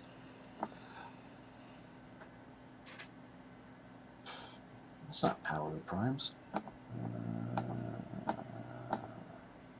There he is. Yeah. So, yeah, like a flattering angle to a figure that I know is not good. Mm-hmm. It's telling that this design was not used in the Power of the Primes TV show. They just gave him his G1 looking design.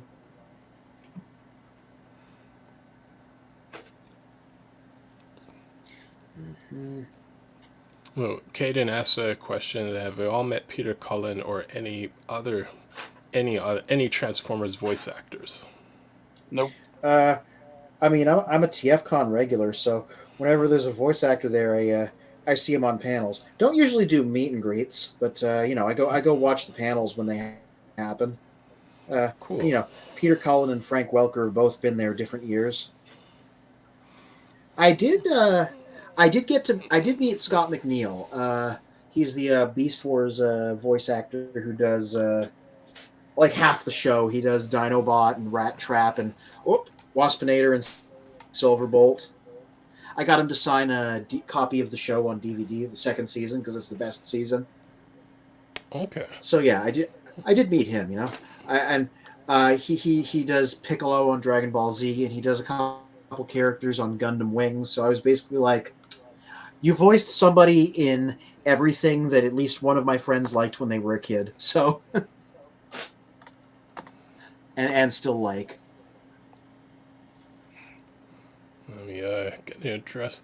Well, I haven't, myself, I've not met any voice actors from the TV show, but Professor D, while in Chicago, did go to TFCon Chicago and recorded Peter Cullen in one of the conferences, which I will throw into the comments section. So that is one of the videos that is on our YouTube channel. Yeah. We got a real nice recording of the whole thing. Mm-hmm. Yeah. I saw him when he was at TFCon. Yes, he did a panel there too. Nice. And so did Frank Welker, being delightfully bonkers. T and D. The show is brought to you by the letters T and D. Transformers and Dansformers. Decepticons, yeah. Yes. This is peak comedy for me, just changing one letter in words. So Professor D says, Orlati, I know you've not been able to watch everything, but Spin said you were a train wreck. Hey, he specifically did not identify who it was. For all we know, I'm the train wreck. Yep, no names were mentioned. Just one of us is. I think Power of the Prime's Alita 1 shares the same mold as Power of the Prime Starscream, but she looks so much better. She does. That was a pretty good version of her. Let me pop that up to show you what a good retool can do. A train wrecker. Where is it? Yeah, I don't even own any train bots.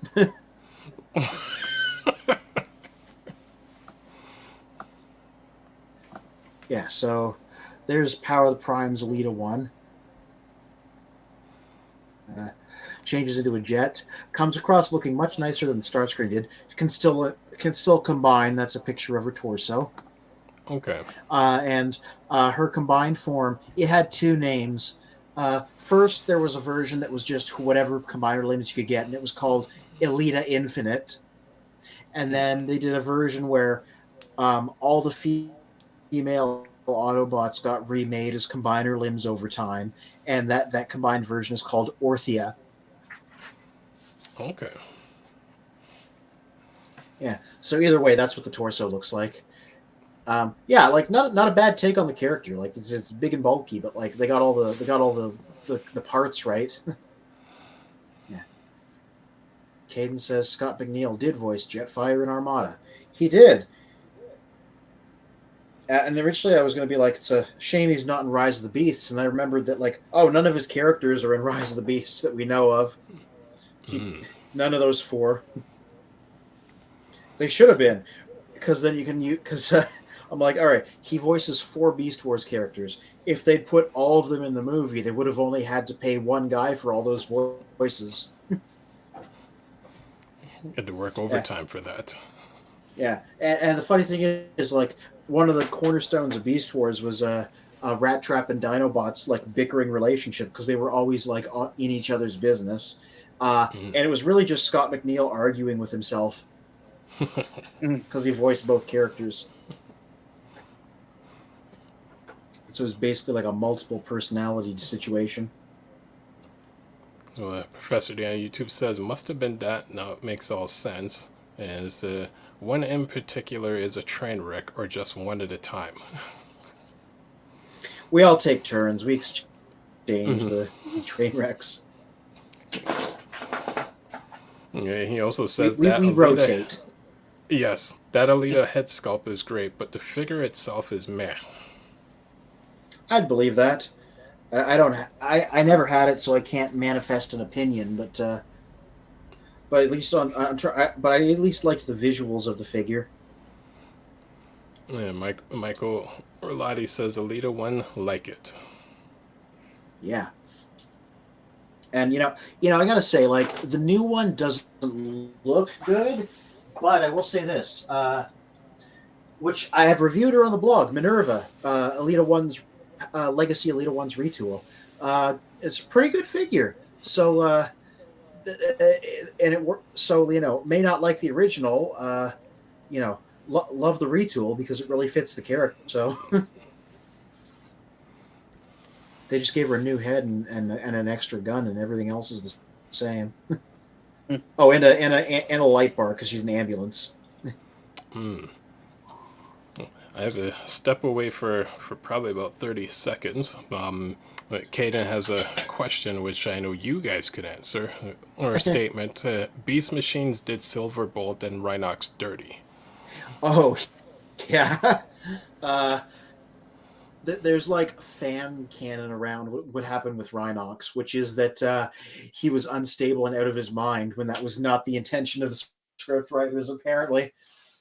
But everybody says, "Oh no, did I crash?" No, okay, I'm here. Everybody says that, yeah. But everybody says, no. He was out of his mind. I don't want to give too many spoilers. Rhinox goes off the deep end in Beast Machines. Silverbolt becomes grimdark and stops being serious. Once again, I thought that was a character evolution more than anything else. Unless you're talking about his design, which I do admit was kind of weird. I don't remember what all happened after that. This seemed like a lot of the characters got washed away. Yeah, a little bit. The thing about that explains a lot of the weirdness about Beast Machines was, even though it was a direct sequel, it was a totally different team of writers. So that's why there was some problems with like characters not seeming like themselves. I mean, we can come up with like justifications after the fact, but it really was just like, we got a different team of writers. They maybe don't have a handle on their personalities as well as the last group did. Or they just have different ideas. Right. Yeah. Well, a lot of people. Welcome back. A lot of people aren't fond of of what happened with Rat Trap as well, but I always thought it was interesting because you got to witness him kind of go through the ringer and see what that does to a person. Says, that's true, Professor D. The later one is better. The Netflix series one. Oh, talking about Alita 1, I presume. Mm-hmm. Yeah, I mean, I never got that version, but I do like Earthrise RC, and it's just a retool of that, so, that tracks. I don't have any Alita ones. I should get one. Maybe I'll get the Legacy one if I can find it on sale or something. I have Alita none. Alita none. I might get the Legends eventually. I just Yeah. got the RC Legends from New Age, and it's pretty nice. Oh yeah, the little one. Yeah, I didn't like it at first, but the more I played with it, the more I liked it. And then like I compared it to my masterpiece version, and it looks just like it. Oh, that's wonderful. Who wants to see a Botanica? I know what he means. He's talking about Botanica. Yeah. Yeah, there you go. The Missing Beast Machines figure. Yeah, that was a weird one. It was exactly like they added. She was a character from the second season, a lady who changes into a plant creature. Important character, like one of the main cast. They made her up for the show. She never had a toy and still hasn't gotten one. So that's something that's most wanted by a lot of people. Interesting. Like fully, it's not even a Nightbird situation. It's an RC situation because a central member of the cast that just never had a figure. Okay. Oh, is that the New Age one? Yeah. Oh wow! Look at how tiny that is. Oh, nice. Wow. Yeah, yeah.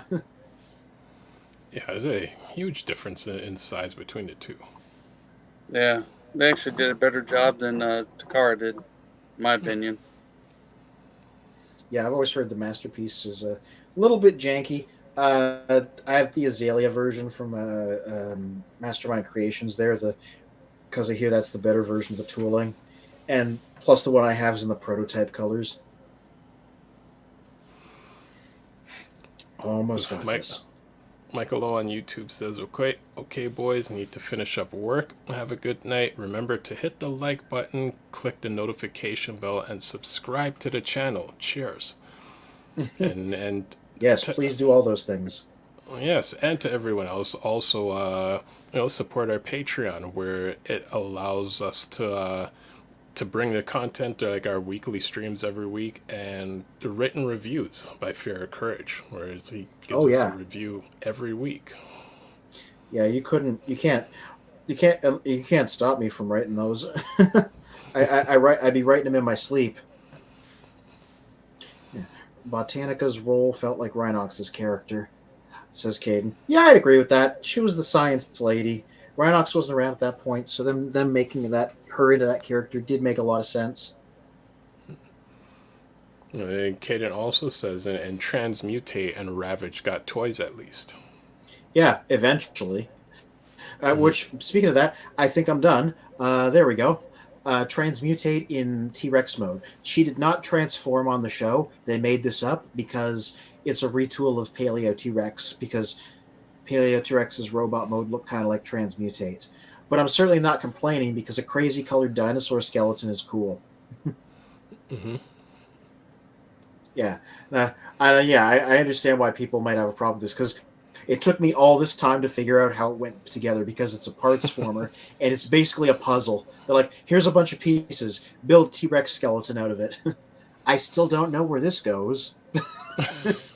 It looks complete, but I'm like, this has got to go on here somewhere. Somewhere on YouTube, someone has an answer. Yeah, I might have goofed a part of the construction or something. The bottom? What the hell?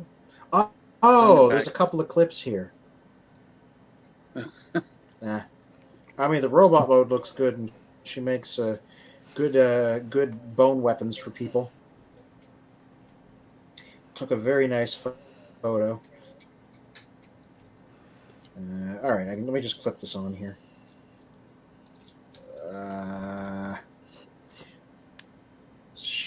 There we go. Almost no difference, except there's a little shield piece down there. It had to go somewhere. Oh, where is it? Oh, just on the chest here. Oh, okay, I see it. Yeah. So, not a bad take. If Transmutate had to change into something, then this is a good thing for her to change into. Kind of fits the character because they were a weird creature that came out of a stasis pod. Yeah. Cool. RJ Eagle says that Transmutate figure is good looking. Got to get me one of those. Yeah, and this is the made up mode. Like the robot mode, which I'll just pop the head out here, is the real cool looking part. Little articulated jaw there.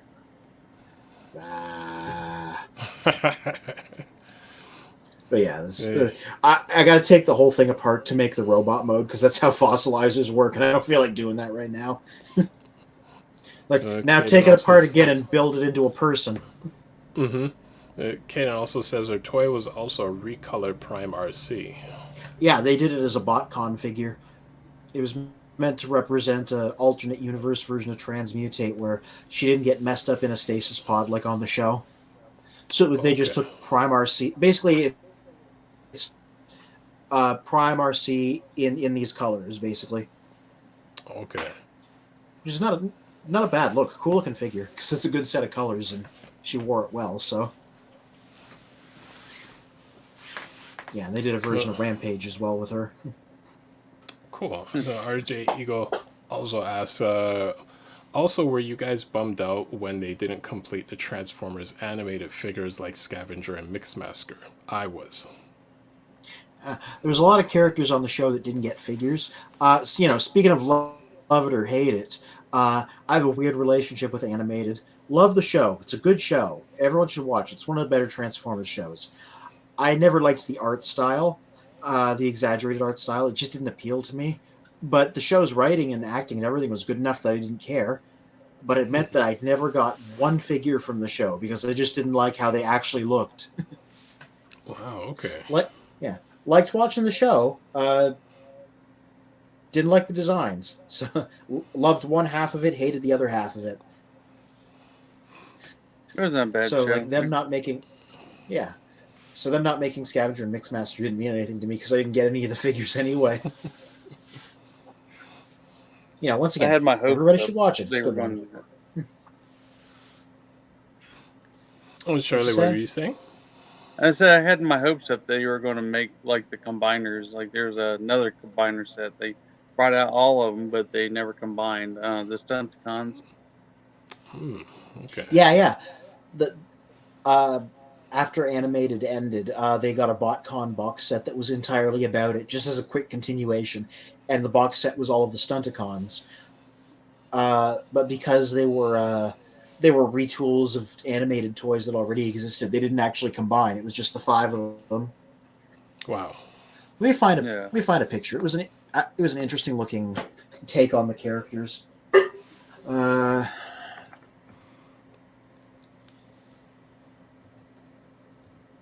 I guess the tie-in with Transformers the animated Stunticons. love it or hate it, I didn't get into the Robots in Disguise or animated series at all. Because I mean, after G1 ended for myself, like I watched a bit of the Beast Wars when I had time to. Didn't watch it long enough to get into into the Transmetals part of the series. But then like years later when animated and Robots in Disguise and like the other variations came out, I wasn't into the toys or the cartoons. Not until Transformers Prime came out, then I slowly kind of got back into things. Yeah. So I found a picture Interesting. here. Somebody took a pic. Somebody has 2 copies. I wonder if Mr. Magnus took this photo. It might have been. He likes the Stunticons too. I don't think I've ever seen these Stunticons ever. Like in Yeah. like I don't recall any reference on them in any groups or conversations. Yeah. This was a BotCon box set for 2011. Okay. Like here's a picture of just their robot modes.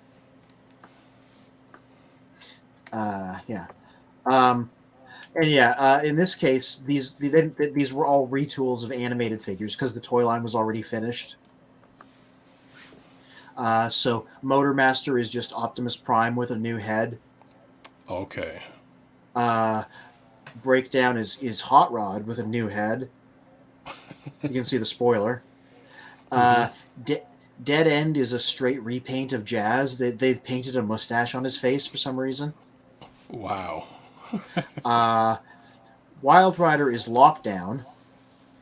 I think he got a new head. And animated version of Dragstrip as a girl is an RC repaint. Wow. Yeah.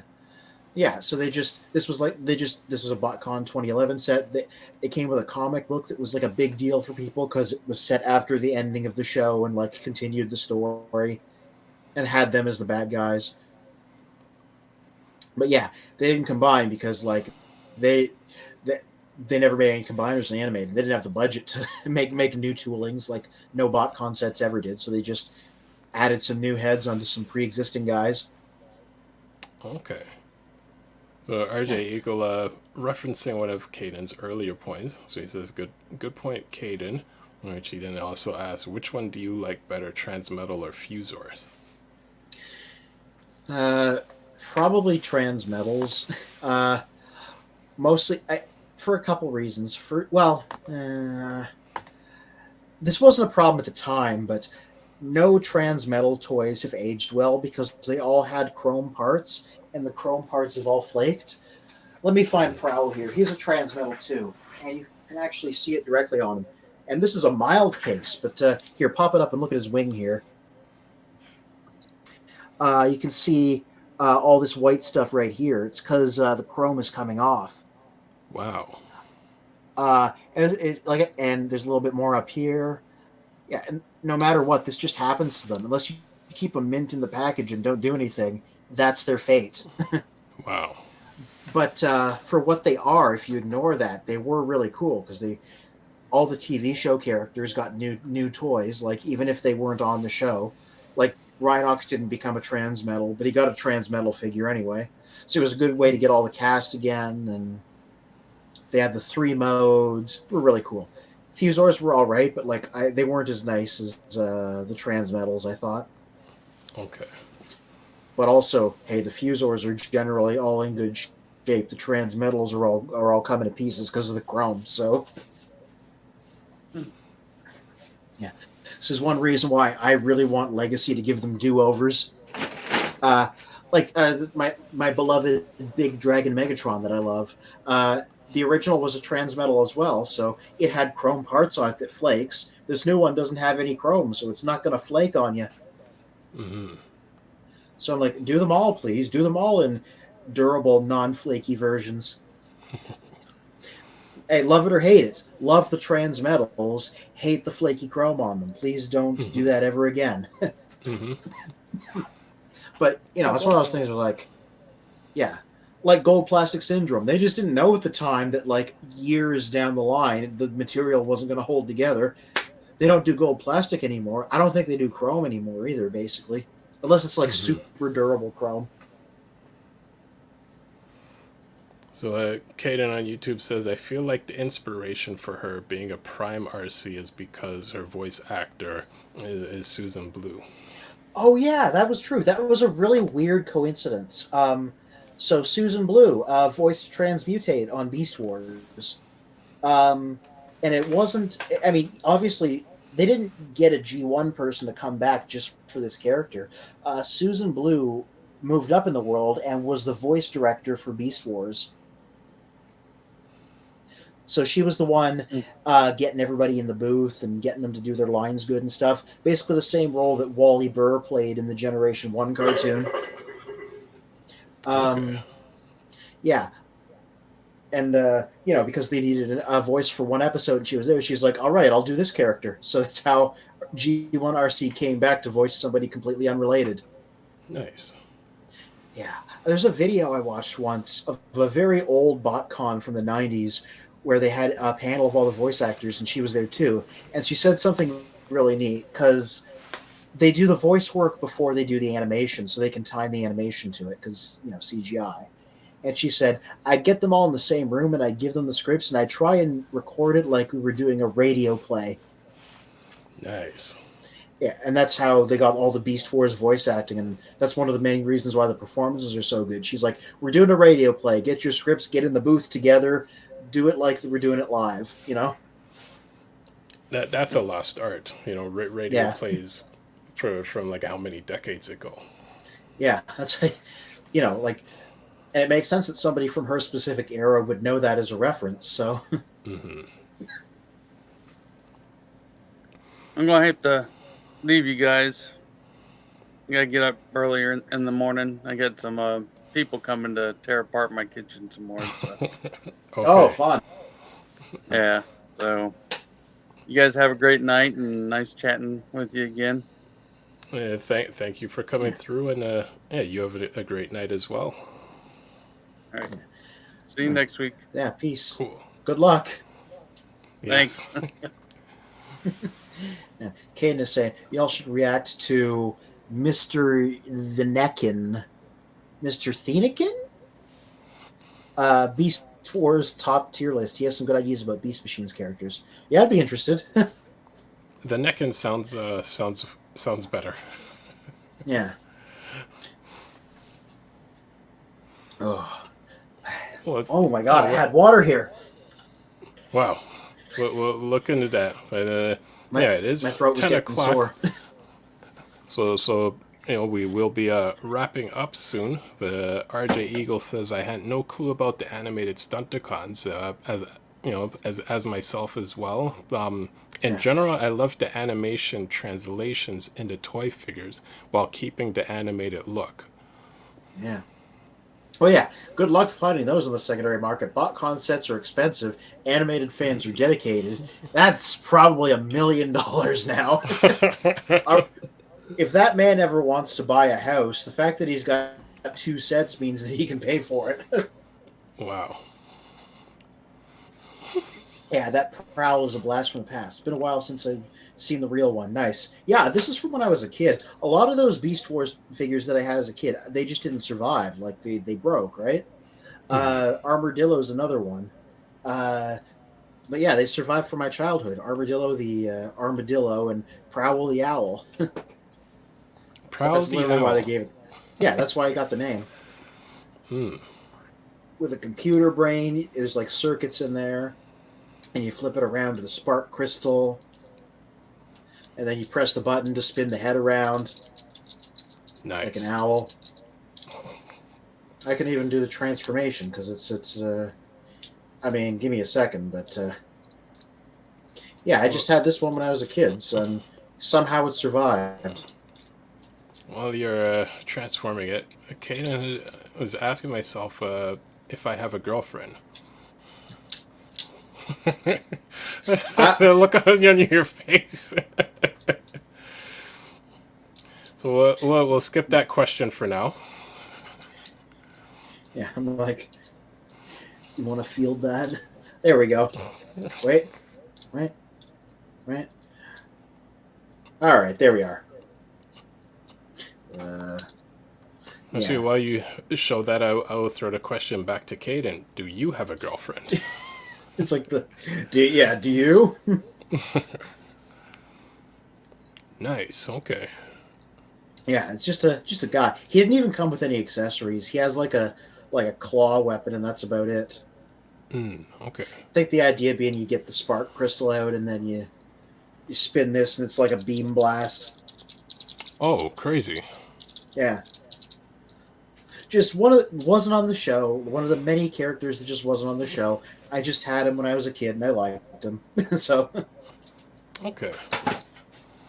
Like, I might say something, because I had a few of the characters that were on the show, and they're all broken, so... RG Eagle says, Prowl is rocking. Yeah, he is. Maybe it's just because he's still around, but I'm like, he's a favorite of mine, so... So actually, let me open this up. So just before we end, I'm going to bring up your previous review. Oh, yeah. Before I ask you what the upcoming review is. Yeah, speaking of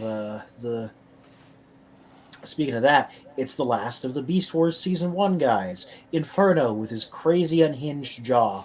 And I said there, it's been almost 2 years since I posted my review of Kingdom Rat Trap, which was the first one I got out of the Beast Wars cast. And this is the last one. It's been a long journey. And this is a pretty strong finish, honestly. Like, the original toy was made entirely of clear plastic, so it kind of came apart. So this new version is about the same size. He's way more durable. He's very show accurate. I like the animation accuracy. He's big, he's mean looking, and he has a realistic ant mode that looks like one of them rubber bugs you'd get at a store, but I mean that in like a good way. Yeah, there's the link if you want to read about it. Um, Mm. just a just a great take on this character. And speaking of shelf warmers, it's funny. The original Inferno was a shelf warmer, not because he was bad, but because they shipped him in a solid case of just him for some reason. Oh, interesting. Yeah, so this is the first time the character's ever gotten an update, and some people think it's because they're wary because the original was a shelf warmer. They didn't want to make a new one. Hmm. But yeah, no, great update. Love him to bits. Kind of wish he still had some of the gimmicks the original figure did, but I can't blame him for prioritizing like an accurate ant mode and like a version of the figure that won't crumble to pieces in a couple of years because he's not all clear plastic.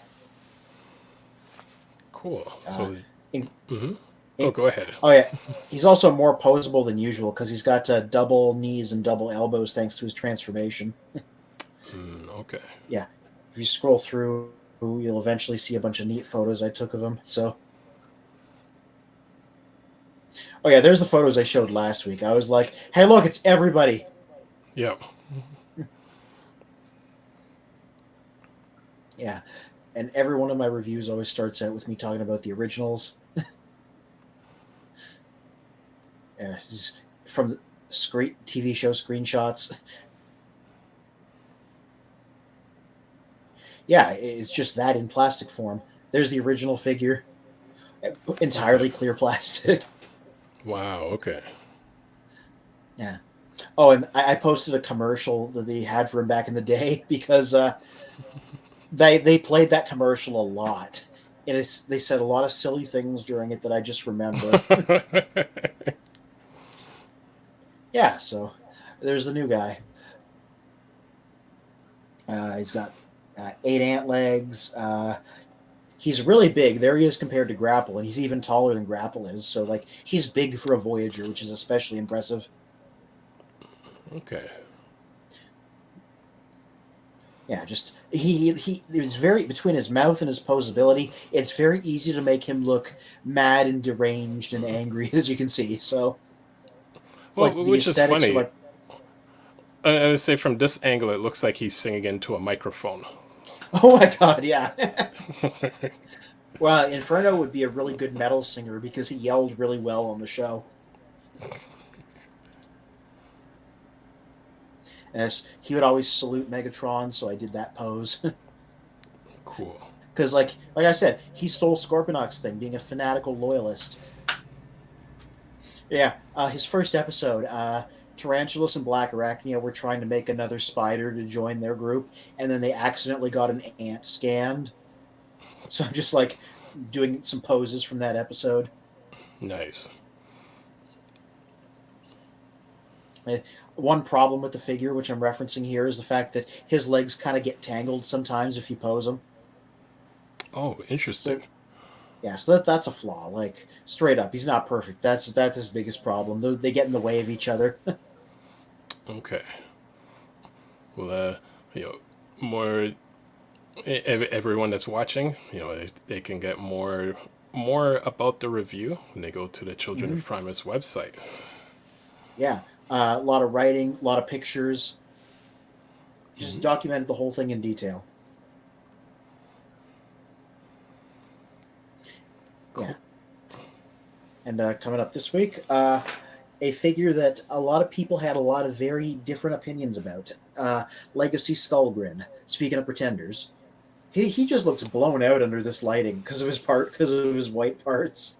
Yes. But my photos are not blown out.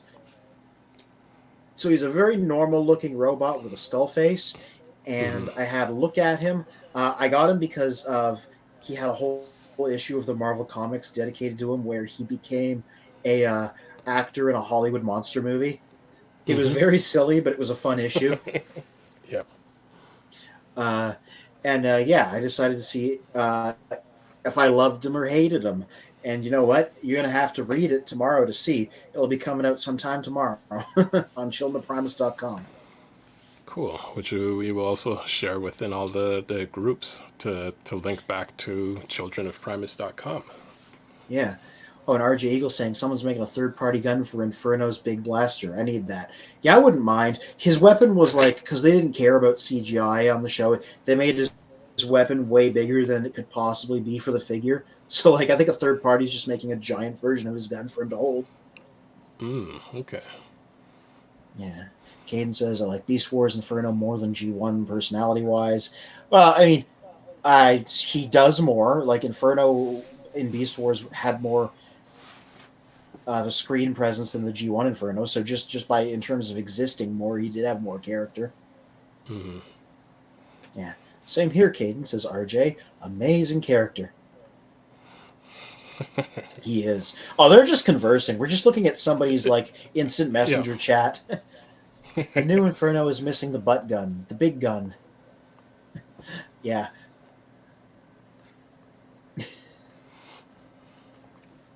So, yeah. But yeah, Skullgrin tomorrow.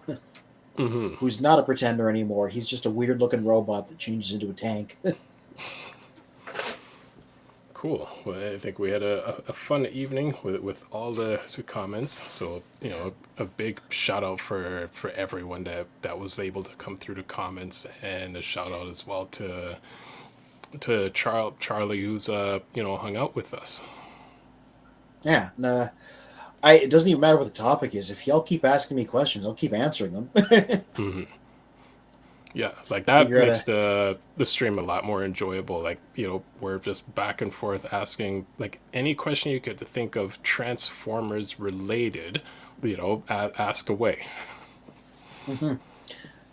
Yeah, like who cares if we like cookies or not?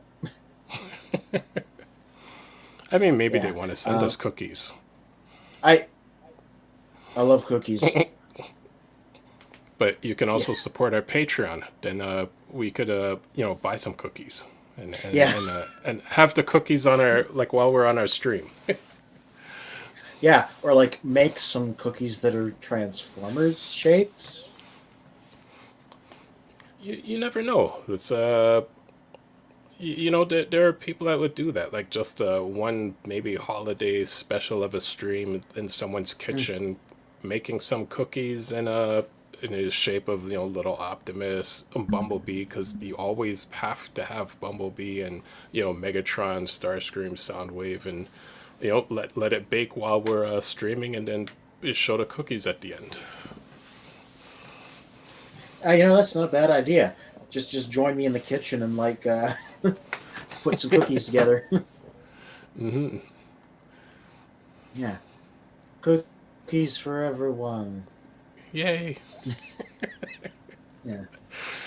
I'm running out of gas. I still got. Yep. I'm running out of gas, and I got to get my living space in order after all the furniture moving today.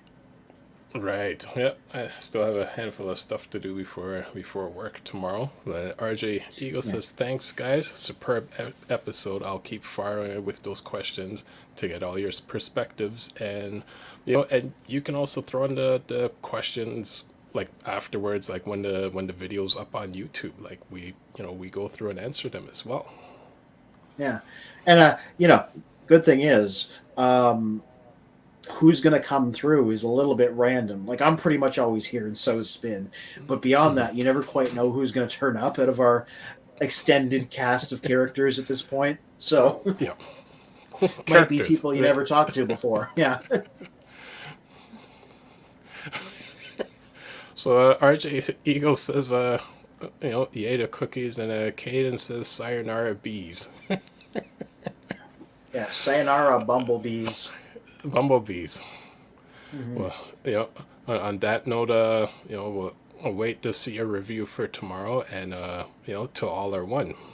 To all are one. Here's a dinosaur skeleton.